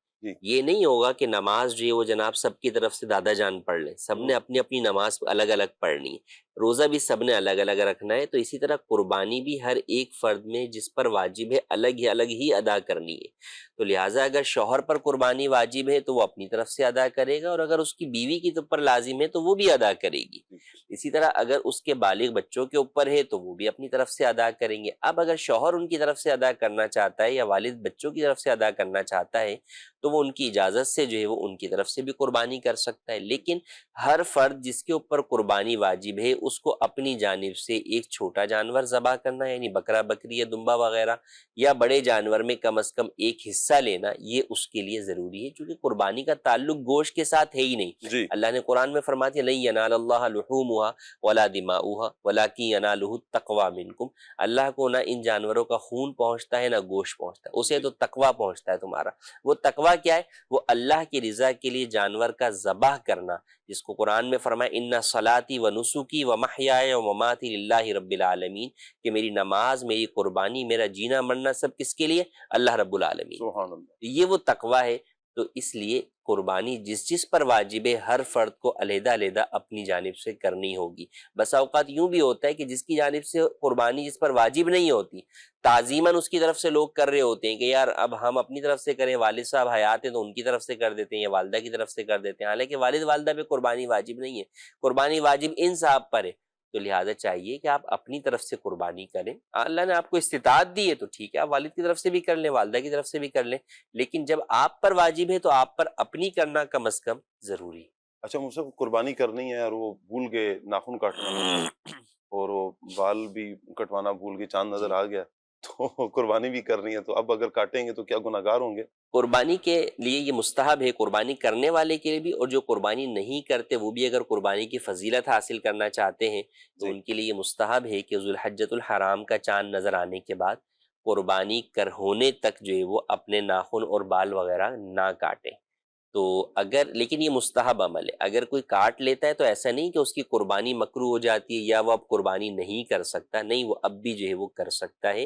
اسی طریقے سے اگر کسی شخص نے پچھلے جو ہے وہ 40 دن سے جو ہے وہ نہیں کٹوائے ہوئے تو اب اس پر تو لازم ہے کہ وہ ناخن جو ہے وہ کاٹے گا. تو اب اس فضیلت حاصل کرنے کے لیے وہ اس چیز کو بڑھائے گا نہیں. تو لہٰذا جن احباب کو قربانی کرنی ہے یا جو قربانی نہیں بھی کر رہے، صاحب استطاعت نہیں بھی ہے، انہیں بھی چاہیے کہ ذوالحجۃ الحرام کا چاند ہمارے ہاں نظر آ گیا ہے پاکستان کے اندر، تو اب وہ عید جب تک ان کی قربانی ہونی ہے، اگر کسی کی پہلے دن ہونی تو پہلے دن، کسی کی دوسرے دن ہونی تو دوسرے دن تک وہ اپنے ناخن اور بال نہ کٹوائے. اور جو قربانی نہیں کر رہے وہ بھی یہ فضیلت پا رہے ہیں، پانے کے لیے ایسا ہی کریں تاکہ یہ عمل ان کا جو ہے وہ حاجیوں سے مشابہت ہو جائے. جس طرح حاجی کے لیے احرام کے اندر ان چیزوں کو کاٹنا جو ہے وہ منع ہوتا ہے، تو یوں ان سے موافقت ہو جاتی ہے اور اس کو بھی فضیلت حاصل ہو جاتی ہے. البتہ جو قربانی نہیں کر رہے تو وہ نماز عید کے بعد جو ہے وہ اپنے بال اور ناخن کاٹ سکتے. اچھا مصعب، ایک میسیج آیا ہوا ہے کہ کیا قربانی کا ایصال ثواب غوث پاک رحمۃ اللہ علیہ کو کیا جا سکتا ہے؟ جی، کسی کو بھی کر سکتے ہیں آپ، اپنے ہر نیک عمل کا ثواب کسی کو بھی ایصال کر سکتے ہیں. تو آپ نے اپنی قربانی کی، اس کا ثواب آپ نبی کریم صلی اللہ علیہ وسلم کو، غوث پاک کو، تمام اولیاء کو، صحابہ کو، تابعین کو، تبع تابعین کو، اپنے مرحومین کو، والدین کو، زندہ افراد کو، سب کو آپ کر سکتے ہیں. ایک قربانی کا ثواب زیادہ افراد کو بھی ایصال کر سکتے ہیں. صرف قربانی کا کر سکتے ہیں یا قرآن پڑھ کر ہی؟ کسی بھی ذہن چیز یہ کا، ہوتا ہے جی، کہ قرآن تو پاک آپ پڑھ قرآن پڑھ کر سکتے ہیں، آپ گوشت تقسیم کر رہے ہیں، اس گوشت تقسیم کرنے کا ثواب جو ہے وہ آپ کر سکتے ہیں. تو ہر نیک عمل کا ثواب جو ہے وہ آپ ایصال کر سکتے ہیں. ٹھیک ہو گیا. اچھا مصعب، قربانی کے حوالے سے یہ ارشاد فرمائیں کہ بعض اوقات والدین پر کسی دور میں قربانی واجب تھی، انہوں نے نہیں کی، علم دین سے دوری کے سبب، یا جیسے گھر میں ایک نے کر لیا اور سب سمجھا کہ سب کی طرف سے یہ ایک ہی کفایت کرے گی. اب وہ دنیا سے جا چکے ہیں، تو کیا اولاد ان کی طرف سے قربانی کرے گی؟ یہ اس پر اولاد پر ضروری ہوگا؟ لیکن قربانی جب آپ کی فوت ہو جائے، یعنی قضا ہو جائے، تو قربانی کی قضا قربانی سے نہیں ہو سکتی. تو قربانی کی قضا آپ خود زندہ ہیں، آپ اپنی چاہے پچھلے سال میری قربانی رہ رہی تھی اس سال قربانی کر لوں، نہیں، یہ نہیں ہو سکتا. قربانی کی قضا ہوتی ہے قربانی کے جانور کی قیمت صدقہ کرنے سے. صحیح. یعنی ایسا جانور جس میں قربانی کی شرائط پائی جائیں، وہ بکرا یا بکری، اس کی جو قیمت بنتی ہے وہ آپ صدقہ کریں. اور کسے صدقہ کریں گے؟ کسی مستحق کے زکوٰۃ کو، کیونکہ یہ صدقہ واجبہ ہے، تو وہ دینے سے آپ کا وہ قضا ادا ہوگا. اچھا مجھے ایک سوال یہ آیا ہے کہ قربانی کا جانور لیا ہے، حصے پورے ہیں، اب دل یہ چاہ رہا ہے کہ میں اس کے ساتھ ہی، قربانی کے ساتھ ہی عقیقے کی نیت بھی کر لوں، اپنی طرف سے یا کسی بچے کی طرف سے بھی عقیقے کی نیت کر لوں، تو یوں دو نیتیں جمع ہو سکیں گی؟ ایک ہی حصے میں تو دو نیتیں نہیں ہوں گی، لیکن بڑا جانور ہے اس کے اندر آپ کے پاس جو ہے وہ حصوں کی گنجائش موجود ہے، تو اب اس میں آپ کر سکتے ہیں کہ بھئی ٹھیک ہے ایک حصہ جو ہے وہ آپ نے اپنے لیے لے لیا اور ایک حصہ جو ہے وہ آپ نے اپنے بچوں کی عقیقے کے لیے لے لیا، تو ایسا کیا جا سکتا اگر اپنی طرف سے عقیقہ کرنا ہو تو ہے۔ اپنی طرف سے بھی عقیقہ کرنا ہو تو آپ اپنا بھی اس کے اندر الگ سے حصہ عقیقے کا شامل یعنی کر باہر سکتے صورت ہمیں دو حصے کرنے ہیں پڑیں گے، جی، ایک اپنا حصہ شامل کرنا پڑے قربانی گا، کا قربانی اور کا، ایک عقیقے کا۔ ٹھیک ہو گیا۔ اگلی کال دیجیے۔ کھلی آنکھ صلی اللہ کہتے کہتے بہت ہی پیارا سلسلہ ہے۔ مفتی صاحب سے سوال عرض ہے کہ اگر کوئی مغرب کی نماز الگ پڑھ رہا ہو اور 3 کے بجائے 4 چوتھی رکعت کے لیے کھڑا ہو جائے تو کیا کرے؟ جواب عنایت فرما دے۔ جی مفتی صاحب۔ چوتھی رکعت کے لیے اگر کوئی شخص جو ہے وہ کھڑا ہو گیا تو اگر چوتھی کا اس نے سجدہ نہیں کیا تو واپس پلٹ آئے اور آ کر قعدہ اخیرہ کر لے اور آخر میں سجدہ سہو کر لے تو اس کی نماز ہو جائے گی۔ ٹھیک ہو گیا، مزید کال دیجیے۔ میرا مفتی صاحب سے یہ سوال ہے کہ قربانی میں کتنے حصے ہونے چاہیے اور جانوروں کی عمر کتنی ہونی چاہیے؟ جی مفتی صاحب۔ قربانی میں میکسیمم بڑے جانور میں یعنی گائے بیل میں اونٹ کے اندر 7 حصے ہو سکتے ہیں، لیکن 7 ہونا ضروری نہیں ہے۔ جی کوئی پورا بڑا جانور بھی اپنی طرف سے اکیلا قربان کر سکتا ہے، کوئی حرج نہیں ہے۔ اسی طرح 2 افراد نے مل کر جو ہے وہ ایک بڑا جانور قربان کر دیا تو یہ بھی جائز ہے۔ 3 افراد نے مل کر دیا تو بھی جائز ہے۔ 4 افراد نے مل کر دیا تو بھی جائز ہے۔ صحیح۔ تو 7 سے زیادہ حصے نہیں ہو سکتے، کم ہو سکتے ہیں، کم میں کوئی پرابلم نہیں ہے۔ اور دوسرا انہوں نے کہا عمر، تو عمر جو ہے وہ بڑے جانور کے اندر یعنی اونٹ اونٹنی کے اندر جو ہے وہ 5 سال، گائے بیل کے اندر 2 سال، بکرا بکری میں 1 سال۔ ایک دن بھی جو ہے وہ ان میں سے اگر عمر کم ہوگی تو ان جانوروں کی قربانی جائز نہیں ہوگی۔ البتہ دمبا، بھیڑ اور دمبی کے اندر ایسا 6 ماہ کا ان کا بچہ جو کہ سال بھر والوں میں کھڑا کیا جائے تو ان جیسا نظر آئے، تو اگر ایسا ہے تو اس کی قربانی 6 ماہ کی عمر میں بھی ہو جائے گی۔ لیکن اس کے علاوہ یہی قاعدہ اور یہ رول جو ہے وہ بکرا بکری پہ اپلائی نہیں ہوگا، گائے بیل پہ اپلائی نہیں ہوگا۔ وہ اگرچہ سال بھر والوں جیسا نظر بھی آ رہا ہو، ایک دن بھی چھوٹا ہوگا تو اس کی قربانی جائز نہیں ہوگی۔ اب عمر کا پتہ دیکھیں 2 طریقے سے چلے گا۔ ایک یہ کہ آپ نے خود جو ہے وہ جانور پالا ہے اور آپ کو پتہ ہے آپ کے پاس اس جانور کی عمر پوری ہو گئی ہے تو اب آپ اسے ذبح کر سکتے ہیں اگرچہ اس کی کوئی بھی دانت وغیرہ نہ بھی نکلے ہوں۔ لیکن جب آپ نے نہیں پالا، بیوپاری سے آپ خرید رہے ہیں، تو اب اس کی جو ظاہری علامت ہے وہ ہے اس کا 2 دانت والا ہونا۔ تو وہ 2 دانت جب پورے ہوں گے تو ہی آپ اس کی عمر مکمل مانیں گے، ادروائز اس کی عمر مکمل نہیں مانی جائے گی۔ تو اس میں بیوپاریوں کی کسی بھی بات کا اعتبار نہ کریں کہ وہ کہیں کہ جناب دانت ہل رہے ہیں، ایک نکال دیا ہے، ایک توڑ دیا ہے، ایک کچھ نکل گیا ہے، ایک تھوڑا باقی ہے، نہیں۔ جب تک دونوں دانت جو واضح طور پر نیچے کی جانب سے نکلتے ہیں، 2 بڑے چوڑے دانت ہوتے ہیں، جب تک وہ واضح طور پر پورے نہ نکلے ہوئے آپ کو نظر آئیں اس وقت تک آپ اس کو عمر کے مطابق نہیں مانیں گے۔ اب وہ بیوپاری چاہے جو ہے نا وہ کتنی ہی قسمیں کھائے، کچھ بھی کرے، اس کی بات کا اعتبار نہیں کیا جائے گا، کیونکہ وہ بیوپاری ہے، وہ اپنے فائدے کے لیے جھوٹ بولے گا۔ تو آپ اپنی عبادت ادا کر رہے ہیں، عبادت کی ادائیگی میں آپ کے لیے احتیاط واجب ہے، تو لہٰذا آپ اس کی بات کا اعتبار اس معاملے میں نہیں کریں گے، بلکہ دانت کی جو اس کی وہ پہچان ہے وہی جب پورا ہوگا تو ہی جو ہے وہ آپ قربانی کے لیے اسے قربان کر سکیں۔ مفتی صاحب یہ ارشاد فرمائیے گا کہ ابھی چونکہ گرمی بھی بہت زیادہ ہے اور اطلاعات بھی ہے کہ جانور جو ہے وہ فوت ہو رہے ہیں، مر رہے ہیں، تو اگر مثال کے طور پر کوئی شخص تھا جس کے اوپر قربانی واجب تھی تو اس نے جانور خرید تو لیا اور اپنی رینج سے زیادہ میں ہی خرید لیا، یعنی اگر اس کی 1,00,000 روپے کی رینج تھی اس نے 2,00,000 کا جانور خرید لیا۔ اب ہوا یوں کہ جانور جو ہے نا یا تو وہ راستے میں اس کا انتقال ہو گیا یعنی وہ مر گیا، یا گرمی کی وجہ سے وہ مر گیا، یا پھر کسی کا جانور بھاگ جاتا ہے وہ بھاگ گیا، تو پھر کیا ایسا شخص دوبارہ جانور خریدے گا؟ اگر وہ شخص صاحب نصاب اب بھی ہے، اس کا جانور چوری ہونے کے بعد بھی وہ صاحب نصاب ہے یا مرنے کے بعد بھی وہ صاحب نصاب ہے، تو اس پر لازم ہوگا کہ وہ دوسرا جانور خریدے، یہ حصہ ڈالے۔ ہاں یہ ضروری نہیں ہے کہ جتنے کا پہلا خریدا تھا اتنے کا ہی خریدے، اب وہ حصہ بھی ڈال سکتا ہے تاکہ اس کی اپنی واجب قربانی ادا ہو جائے۔ اور اگر وہ اب صاحب نصاب نہیں رہا تو اب اس پر دوسرا جانور لینا لازم نہیں ہے۔ اب یہ کیسے ہوگا؟ مثال کے طور پہ اس وقت تقریباً جو نصاب ہے وہ 4.5 لاکھ کے قریب ہے، جس کی وجہ سے قربانی واجب ہوتی ہے۔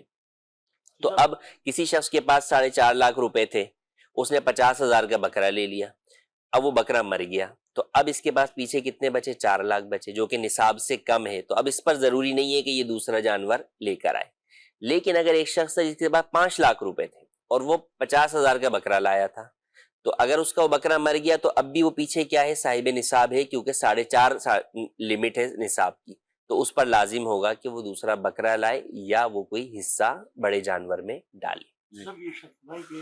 یہ طواف کی عبادت جو ہے یہ جب قبلہ تبدیل ہو اس وقت سے شروع ہوئی یا اس سے پہلے بھی طواف ہوا کرتا تھا؟ نہیں، طواف تو شروع سے ہے، طواف کی عبادت جو ہے وہ شروع سے ہے۔ حضرت آدم علیہ السلام نے بھی جو ہے وہ طواف کیا، حضرت ابراہیم علیہ السلام نے بھی طواف کیا، بلکہ ابھی میں نے ایک روایت جو ہے وہ پڑھی، فرمایا کہ اللہ پاک جب کسی فرشتے کو دنیا میں بھیجتا ہے تو اس کو یہ حکم دیتا ہے کسی کام سے، یعنی کہ پہلے طواف کرو۔ اللہ اکبر۔ تو فرمایا کہ وہ فرشتہ جو ہے وہ عرش الہی کے نیچے احرام باندھتا ہے، واہ، اور پھر نیچے آ کر کعبۃ اللہ کا طواف کرتا ہے، استلام کرنے کے بعد 2 رکعت نماز مقام ابراہیم کے پاس ادا کرتا ہے، اس کے بعد جو اللہ نے اس کو کام دیا وہ کام کرتا ہے، پھر دوبارہ آسمانوں پر جاتا ہے۔ اللہ اکبر، تو کعبۃ اللہ کی یہ عظمت ہے۔ سبحان اللہ، سبحان اللہ۔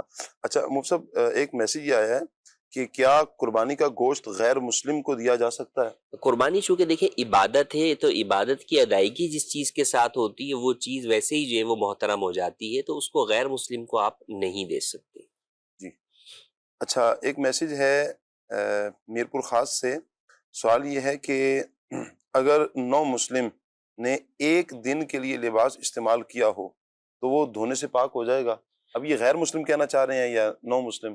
جی دیکھیں، اصل تو غیر مسلم کا جو لباس ہے ہم اسے ناپاک نہیں کہہ سکتے کہ جب تک نجاست اس میں لگی ہوئی نہ ہو۔ ہاں البتہ عام طور پہ یہ پتہ ہے کہ وہ پاکی ناپاکی کا خیال نہیں کرتے، تو اس لیے بہتر یہ ہے کہ اس لباس کو آپ جو ہے وہ دھو کر پاک کر کے استعمال کریں، لیکن اگر کسی نے ویسے بھی استعمال کر لیا تو اس میں جو ہے وہ اس کو ہم ناپاک جو ہے وہ نہیں کہیں گے۔ ہاں بہتر یہ ہے کہ اس کو پاک کر کے استعمال کریں۔ اچھا مصعب، ایک میسج یہ ہے کہ قربانی کا بہت دل ہے لیکن استطاعت نہیں ہے، کیا کریں؟ قربانی کا یقیناً مسلمانوں میں ذوق شوق ہوتا ہے، اور بہت سارے وہ افراد جن پر قربانی واجب نہیں ہوتی وہ بھی کرتے ہیں، تو اگر اللہ نے آپ کو اتنا مال و دولت نہیں دیا کہ آپ پر واجب ہو، لیکن اتنا ہے کہ واجب نہ ہونے کے باوجود بھی آپ کرنا چاہتے ہیں تو کر سکتے ہیں، منع نہیں ہے۔ کئی لوگ یہ ذہنوں میں سوال آتا ہے کہ یار قرض لے کے کر سکتے نہیں کر سکتے، تو دیکھیں قرض آپ کے پاس اگر مال نہیں ہے، صاحب نصاب نہیں ہے تو واجب نہیں ہے، لیکن اگر آپ کو قرض ایسا مل رہا ہے جس کی آپ ادائیگی کی استطاعت بھی رکھتے ہیں، دینے والے کو بھی کوئی اعتراض نہیں ہے، تو آپ جو ہے وہ قربانی کے لیے، آپ شادی بھی تو قرض لے کے کرتے ہی ہیں، تو اگر آپ قربانی بھی کوئی شخص قرض لے کر کر رہا ہے اور وہ سامنے والے کو بتا رہا ہے کہ میں قرض اس لیے لے رہا ہوں کہ مجھے قربانی کرنی ہے، دینے والے کو کوئی اعتراض نہیں ہے، لینے والا اس کی ادائیگی بعد میں آرام سے کر سکتا ہے، تو قربانی قرض لے کر بھی کی جا سکتی ہے۔ لوگوں کے ذہنوں میں جو یہ غلط فہمی ہے کہ نہیں جناب قرض لے کے قربانی نہیں ہوتی، تو ایسا درست نہیں۔ ٹھیک ہو گیا۔ اچھا، قسطوں پر سنا ہے مصعب کہ قربانی کا جانور لیا جا رہا ہے، جی تو لے سکتے ہیں اس میں بھی؟ جی لے سکتے ہیں، قسطوں کے اوپر بھی وہی جائز طریقے کا، جس طرح اور دیگر جانور یا سامان قسطوں پہ خرید و فروخت ہے، اس کے جو شرعی اصول ہے کہ بھئی آپ اس کی قیمت مقرر کر لیں، قسط لیٹ ہونے پہ کوئی پینلٹی اور جرمانہ نہ ہو، کوئی اور ناجائز شرط موجود نہ ہو، تو آپ بالکل قسطوں کے اوپر بھی جو ہے وہ لے سکتے۔ ایک میسج یہ ہے مفتی صاحب کہ اگر کوئی آدمی اس طرح صدقہ کرتا ہو کہ وہ جو صدقہ کی ہوئی چیز ہے، انڈا بھی بساؤ کا صدقہ کیا جاتا ہے، گوشت بھی، وہ پھینک دیتا ہے تاکہ پرندے کھا لیں، وہ جانور کھا لیں، تو کیا ایسا کرنا درست ہے؟ صدقہ کے ذریعے سے بلائیں نازل ہوتی ہے، لیکن اس کا یہ مطلب نہیں ہے کہ ان چیزوں میں بلائیں داخل ہو جاتی ہیں، تو صدقہ جب آپ کریں تو مال کو ضائع نہ کریں۔ انڈا کسی غریب آدمی کو دے دیں، اس کو بتا کر بھی دینا ضروری نہیں کہ یہ صدقے کا انڈا ہے، تو وہ کھا لے گا، آپ کا صدقہ ادا ہو جائے گا، اس بیچارے کی خوراک ہو جائے گی۔ اسی طرح گوشت جو ہے وہ لوگ جو ہے وہ دیتے ہیں، تو آپ کسی مسلمان کو وہ گوشت دے دیں، اس کے گھر میں ایک دن سالن بن جائے گا۔ جو ہمارے معاشرے میں ایک یہ ہے کہ لوگ یہ پھیپڑے اور چھیچڑے وغیرہ جو ہے وہ اس کو اچھالتے ہیں اور یہ چیل کبوں کو کھلاتے ہیں، تو یاد رکھیں یہ صدقہ نہیں ہے، بلکہ یہ جو ہے وہ غیر مسلموں کا طریقہ ہے چیل کبوں کی دعوت کرنا، تو مسلمان کو ایسا کرنا جائز نہیں ہے، یہ منع ہے۔ حشرات الارض کا بھی تو حصہ ہے نا مجھ سے، اب وہ حشرات الارض میں وہ ڈالیں ویسی چیز، بھئی آپ گھر کے اندر چکن لائے، اب چکن کی صفائی کی اور اب آپ نے وہ جو چیز ہے وہ ڈال دیں، اب یہ تو نہیں نا کہ آپ ثابت مرغی جو ہے وہ لیں اور اس کو اٹھا کر ویسے ہی پھینک دیں، تو بھئی وہ کسی مسلمان کی جو ہے وہ ہو جائے گی۔ حشرات الارض تو اپنا کہیں نہ کہیں سے چن ہی لیں گے، وہ بیچارہ جو مسلمان غریب بیٹھا کہاں ہوا سے ہے چلے گوشت گا؟ کے لیے وہ کہاں سے لائے گا؟ جی تو اس لیے پہلے جو ہے چیل وہ کبے جیسے اہمیت فاسق دینی جانوروں کو کھلا رہے ہیں اور پڑوسی جو ہے نا بیچارہ وہ بھوکا ہے. جی. اللہ اکبر. اچھا ایک سوال یہ ہے مفتی صاحب کہ جمعہ مبارک کہنا کیسا؟ لوگ کہتے ہیں کہ جمعہ مبارک کہنا شرک ہے، ایسا میرے تو فرسٹ ٹائم یہ سنا ہے. شرک تو اللہ کی ذات میں کسی کو، صفات میں کسی کو شریک کرنا ہے. جمعہ نہ اللہ ہے، نہ جو ہے نا اس کی ذات ہے، نہ صفات ہے. تو اللہ کا عطا کردہ جو ہے وہ ایک مبارک دن ہے. تو جب مبارک دن ہے تو اس کی مبارکباد دینے میں کوئی حرج نہیں. ٹھیک. فجر کی نماز کے بعد اور عصر کی نماز کے بعد قضا نماز پڑھ سکتے ہیں؟ فجر کی نماز کے بعد اور عصر کی نماز کے بعد آپ قضا پڑھ سکتے ہیں، مگر کب تک پڑھ سکتے ہیں؟ سورج غروب ہونے سے 20 منٹ پہلے تک پڑھ سکتے ہیں عصر کے بعد، اور فجر میں جو ہے وہ سورج نکلنے تک پڑھ سکتے ہیں. جب سورج نکل گیا تب اس کے بعد جو 20 منٹ ہوتے ہیں وہ مکروہ وقت ہوتے ہیں، تو اس میں جو ہے وہ پڑھنا جائز نہیں. اچھا لاہور سے ایک میسیج ہے، کہہ رہے ہیں کہ ہمارا سوال ہے کہ اگر ہم بازار سے کپڑے خرید کر لاتے ہیں اور ان میں کوئی مسئلہ آ جائے تو ہم ایک بار پوچھ کر واپس کر لیتے ہیں، لیکن اگر دوبارہ بغیر پوچھے واپس کریں اور وہی کپڑا اسی قیمت پر ہمارے سامنے فروخت بھی ہو جاتا ہے، تو اگر ہم بغیر پوچھے کپڑا لے آئیں تو کیا گناہ ہوگا؟ جبکہ ہم نے 50 روپے والی چیز ہی لی ہے. برائے کرم ہماری اصلاح فرما دیں. سمجھ نہیں آ سکا سوال کیا، یہ کپڑا جو کیسے انہوں نے لکھا ہے میں نے بھی وہی پڑھا ہے. میں کوشش کی سمجھنے کی، مجھے بھی صحیح سمجھ میں بھی نہیں پایا ہوں. اس کے لیے یہی ان کو مشورہ ہے کہ دارالفتہ فون پہ رابطہ کر لیں تاکہ اپنا سوال کی نوعیت واضح کر دیں گے تو ہم جواب دے سکیں. جی بعض ٹھیک ہوگا. اوقات جو ہے نا وہ غیر مسلم کھڑے ہوتے ہیں گوشت کے لیے نا، اور گوشت مانگ رہے ہوتے ہیں، تو ان کو گوشت دینا جائز ہے؟ گوشت دینا منع ہے نا، غیر مسلم کو گوشت دینے کی اجازت نہیں. قربانی کا گوشت دینا منع ہے. لیکن مفتی صاحب آج کل مانگنے والے اتنے سارے رش لگا ہوا ہے، کسی کو کیا پتا کون سا جب پتہ نہیں ہے تو دیکھیں وہ ایک الگ بات ہے، پتہ نہیں ہے تو آپ دے سکتے. جی مفتی صاحب ایک میسیج ہے، کہہ رہے ہیں جی آج کا ٹاپک مدینہ مدینہ پروگرام اچھا علم دین کا خزانہ ہے. اگر مفتی صاحب سے سوال عرض ہے، ڈنر سیٹ کا برتن، پلاسٹک کا برتن اور مٹی کا برتن، ان تینوں کو اگر کتا چاٹ جائے اور یہ تینوں برتن دھونے کی شرط سے کیا پاک ہو جائیں گے اور دوبارہ استعمال کر سکیں گے، یا پھر ان کو پھینکنا پڑے گا، کیا ہوگا؟ نہیں، استعمال تو کر سکتے ہیں، اس میں کوئی حرج جو ہے وہ نہیں ہے. عام طور پہ ہمارے یہاں مٹی کا جو برتن ہوتا ہے اس کے اندر بھی اندر پالش لگی ہوئی ہوتی ہے، تو لہٰذا ان تینوں ہی برتن کو، چاہے وہ چینی کا ہے، چاہے جو پلاسٹک کا ہے یا ماربل کا ہے یا جو ہے وہ ہے، تو ان کو آپ اچھے طریقے سے دھو لیں گے تو ایسی صورت کے اندر وہ پاک ہو جائیں گے. ان کو جو ہے وہ پھینکنا کی اجازت ہی نہیں ہوگی کہ وہ ضائع کرنا ہے. جی اچھا مفتی صاحب کہہ رہے ہیں کہ جب مرد فوت ہو جاتا ہے تو عورت عدت پوری کرتی ہے، تو لیکن اگر عورت فوت ہو جائے تو مرد کے لیے کیا حکم ہے؟ کیونکہ اکثر سنا ہے کہ جب عورت فوت ہو جاتی ہے تو وہ شوہر کے لیے نامحرم ہو جاتی ہے، اور شوہر نہ اس کو کندھا دے سکتا ہے نہ اس کا چہرہ دیکھ سکتا ہے. اس کی وضاحت بھی فرما دیں. وہ نکاح تو دیکھیں ٹوٹ جاتا ہے دونوں صورتوں میں ہی، چاہے شوہر فوت ہو یا بیوی فوت ہو. البتہ عورت جو ہے وہ عدت میں ہوتی ہے تو بعض احکامات کی وجہ سے گویا کہ نکاح کی کچھ چیزیں باقی رہتی ہیں، باقی نامحرم تو دونوں ہی جو ہے وہ ہو جاتے ہیں، لیکن بعض احکامات کی وجہ سے عورت کو جو ہے وہ رعایت جو ہے وہ ملتی ہے. لیکن ایسا نہیں ہے کہ مرد جو ہے وہ عورت کا چہرہ نہیں دیکھ سکتا اپنی بیوی کا، یا جناب اس کو کندھا نہیں دے سکتا. تو یہ لوگوں میں غلط فہمی ہے، ایسا نہیں ہے. شوہر جو ہے وہ اپنی بیوی کا چہرہ دیکھ بھی سکتا ہے اور اس کو کندھا بھی دے سکتا ہے. اچھا مفتی صاحب یہ ارشاد فرمائیں کہ کہا ہی جاتا ہے نا، جس طرح بھی آپ نے بیان فرمایا نکاح ٹوٹ جاتا ہے، لیکن جب نکاح ٹوٹ جائے گا تو دونوں ہی اگر مرد و عورت جنتی ہیں تو پھر یہ جنت میں ان کی کیسے ملاقات ہوگی؟ حالانکہ اس طرح کے بھی روایات کے مضامین تو ملتے ہیں کہ یہ دونوں ملیں گے. دنیاوی احکام کے اعتبار سے نکاح ٹوٹ گیا نا، دنیاوی اعتبار سے بہت ساری چیزیں جو ہے وہ ہیں کہ نکاح جو ہے وہ ٹوٹ گیا، لیکن کل قیامت کے دن جب دونوں جنتی ہوں گے تو انشاءاللہ اللہ پاک ان کو جنت میں دوبارہ جو ہے وہ ان کو جمع جو ہے وہ فرما دے گا. تو دنیا کے احکام جدا ہیں اور آخرت کے احکام جدا ہیں. اچھا مصعب کچھ چیزیں ہیں جیسے مرد نے اپنی بیوی کو کچھ لکھ کر دیا، یعنی کوئی جائیداد بھی ہو سکتی ہے، موبائل ہو سکتا ہے، گاڑی ہو سکتی ہے، ایکس وائی زی کوئی چیز بھی لکھ کر دے دی، کہا کہ یہ تمہاری ہے. اچھا اس سے یعنی اس مرد سے اولاد نہیں ہے، عورت کی پہلے سے اولاد ہے کسی اور سے. اچھا مرد کی بھی اپنی اولاد ہے لیکن اس بیوی سے نہیں ہے، دوسری شادی ہے.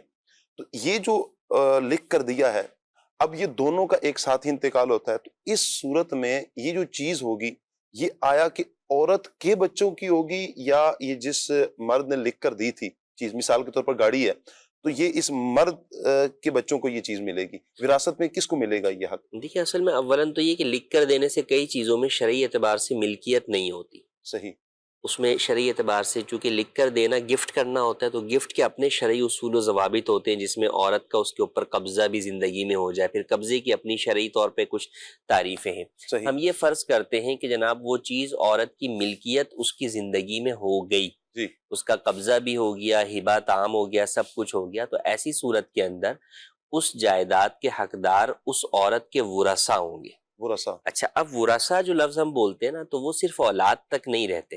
جی، دیکھیں اگر عورت پہلے مر گئی تو ایسی صورت میں اس کے ورثاء میں یہ شوہر بھی ہوگا، جی، تو لہٰذا اس جائیداد کا 25% جو ہے وہ اس شوہر کی طرف بھی آئے گا۔ صحیح، اور اس میں ضروری نہیں کہ بہت بعد، بھئی ایک منٹ بعد بھی اگر انتقال ہوا تو بھی یہی حکم ہے کہ بھئی 1 منٹ پہلے عورت کا انتقال ہوا، 1 منٹ بعد شوہر کا انتقال ہوا، جی، تو اس کا مطلب عورت کی جائیداد میں 25% اس شوہر کا ہو گیا۔ اب شوہر کا انتقال ہو گیا تو وہ جو 25% شوہر کو اپنی بیوی سے ملا تھا وہ 25% شوہر کے ورثاء میں یعنی اس کی اولادوں کے اندر جو ہے وہ جائے گا، اور بقیہ 75% جو ہے وہ ٹھیک ہے، وہ اس عورت کی جو اولادیں اگرچہ دوسرے شوہر سے ہیں ان میں جو ہے وہ تقسیم ہوگا۔ ٹھیک ہو گیا، اللہ تعالیٰ برکتیں عطا فرمائے۔ ایک سوال مفتی صاحب مزید اگر آپ مجھے اجازت دیں تو میں لے لیتا ہوں۔ کنٹینیو کریں۔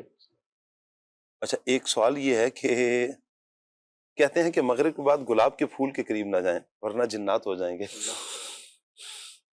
اس طرح کی باتیں لوگوں کے اندر ہی معروف ہوتی ہیں تو اس کی کوئی حقیقت نہیں ہے، آپ جا سکتے ہیں، سونگ بھی سکتے ہیں، ساتھ رکھ بھی سکتے ہیں۔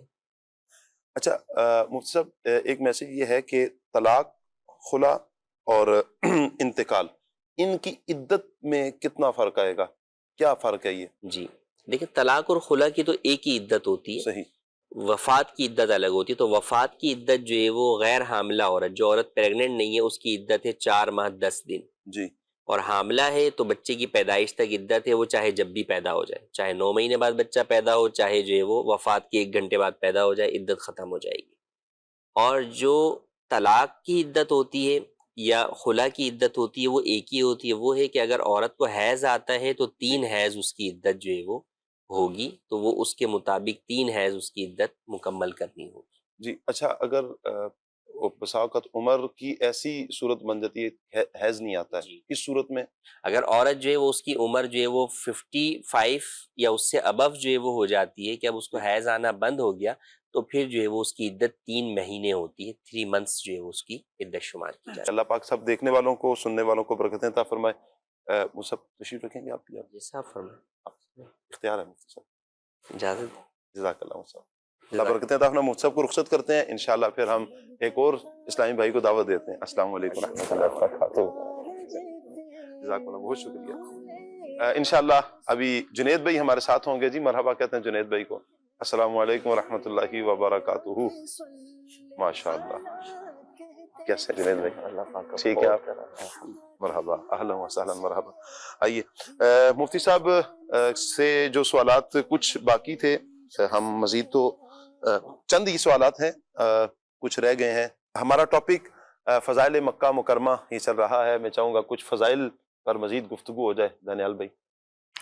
بسم اللہ الرحمن الرحیم۔ شاہ جی، مکہ پاک تو وہ شہر ہے کہ جہاں پر نماز پڑھنا، جہاں پر طواف کرنا، یہاں تک کہ یہاں کی گرمی، اسی طرح یہاں کا بخار، یہاں کی ہر چیز کے اندر جو ہے وہ فضیلتیں ہی فضیلتیں ہیں۔ کچھ چیزیں مکہ مکرمہ کے فضائل کے حوالے سے عرض کرتا ہوں کہ پیارے آقا علیہ الصلوۃ والسلام نے ارشاد فرمایا، رمضان بمکہ افضل من 1000 رمضان بغیر مکہ، یعنی رمضان میں، یعنی مکے کے اندر ایک رمضان گزارنا، یہ مکے کے علاوہ کسی اور شہر میں 1000 رمضان گزارنے سے جو ہے وہ زیادہ بہتر ہے۔ اسی طرح مکے کے فضائل کے حوالے سے بات کی جائے تو پیارے آقا علیہ الصلوۃ والسلام کا محبوب ترین شہر بھی جو ہے وہ مکہ مکرمہ تھا۔ حضرت عبداللہ بن عدی رضی اللہ تعالیٰ عنہ فرماتے ہیں کہ میں نے حضور تاجدار صلی اللہ تعالیٰ علیہ وآلہ وسلم کو یہ فرماتے ہوئے دیکھا کہ آپ مقام حروزہ کے پاس اپنی اونٹنی پر بیٹھے یہ فرما رہے تھے، اللہ کی قسم تو اللہ کی ساری زمین میں بہترین زمین ہے اور اللہ کی تمام زمین میں مجھے زیادہ پیاری ہے. خدا کی قسم اگر مجھے اس جگہ سے نہ نکالا جاتا تو میں ہرگز نہ نکلتا. اسی طرح حضرت صفیہ بنت شیبہ رضی اللہ تعالی عنہ نے فرمایا کہ رسول اکرم صلی اللہ تعالی علیہ وآلہ وسلم نے فتح مکہ کے دن خطبہ دیا اور فرمایا اے لوگو اس شہر کو اسی دن اللہ پاک نے حرم بنایا، یعنی شہر مکہ کو اللہ تبارک و تعالیٰ نے حرم اس دن بنایا جس دن آسمان و زمین اللہ تبارک و تعالیٰ نے پیدا کیے. لہٰذا مکہ مکرمہ یہ قیامت تک اللہ کے حرام فرمانے سے حرام یعنی حرمت والا ہے. اسی طرح مکہ مکرمہ کی گرمی کی فضیلت کے اوپر بات کی جائے تو پیارے آقا علیہ الصلوۃ والسلام نے ارشاد فرمایا کہ من صبر علی حر مکہ ساعۃ من نہار تباعدت عنہ النار، یعنی جو شخص دن کے کچھ وقت مکے کی گرمی پر صبر کرے جہنم کی آگ اس سے دور ہو جاتی ہے. ابھی الحمدللہ حج کا سیزن جاری ہے شاہ جی، بہت سارے حجاج وہاں پر ابھی کچھ ٹائم بعد جو ہے وہ مینا کے خیموں میں ہوں گے، تو کوئی عرفات کے میدان میں ہوں گے، تو مزدلفہ قیام ہوگا. کیونکہ گرمی کا موسم بھی ہے، گرمی بھی ہوگی، تو ذہ نصیب کہ ہم اس روایت کو مد نظر رکھیں کہ وہاں کی گرمی جو ہے وہ اجر والی ہے. کہ خود پیارے آقا علیہ الصلوۃ والسلام نے ارشاد فرمایا کہ صرف تھوڑی دیر جو مکہ مکرمہ کی گرمی برداشت کرے گا تو جتنی گرمی برداشت کرے گا اتنی آگ جو ہے وہ جہنم کی آگ اس سے دور کر دی جائے گی. تو اللہ تبارک و تعالی ہمیں صبر کرنے کی توفیق عطا فرمائے. گرمی ہے، تپ ہے، درد ہے، کلفت سفر کی ہے، نہ شکر یہ تو دیکھ عظیمت کی در کیا. یہ بسا اوقات پریشانی ہوتی ہے، گرمی لگتی ہے، تکلیف بھی آتی ہے، تو لیکن یہ شعر بھی ذہن میں رکھیں، یہ جو روایت بیان ہوئی یہ بھی ذہن میں رکھیں. انشاءاللہ آپ کو پھر وہاں کی گرمی بھی مزہ دے گی. ویسے گرمی ادھر بھی تو برداشت کرتے ہی ہیں نا، یہاں گرمی گرمی گرمی کرتے کرتے کیا گرمی نہیں لگتی کیا؟ ہمارا گرمی گرمی کہنے سے سردی ہو جاتی ہے.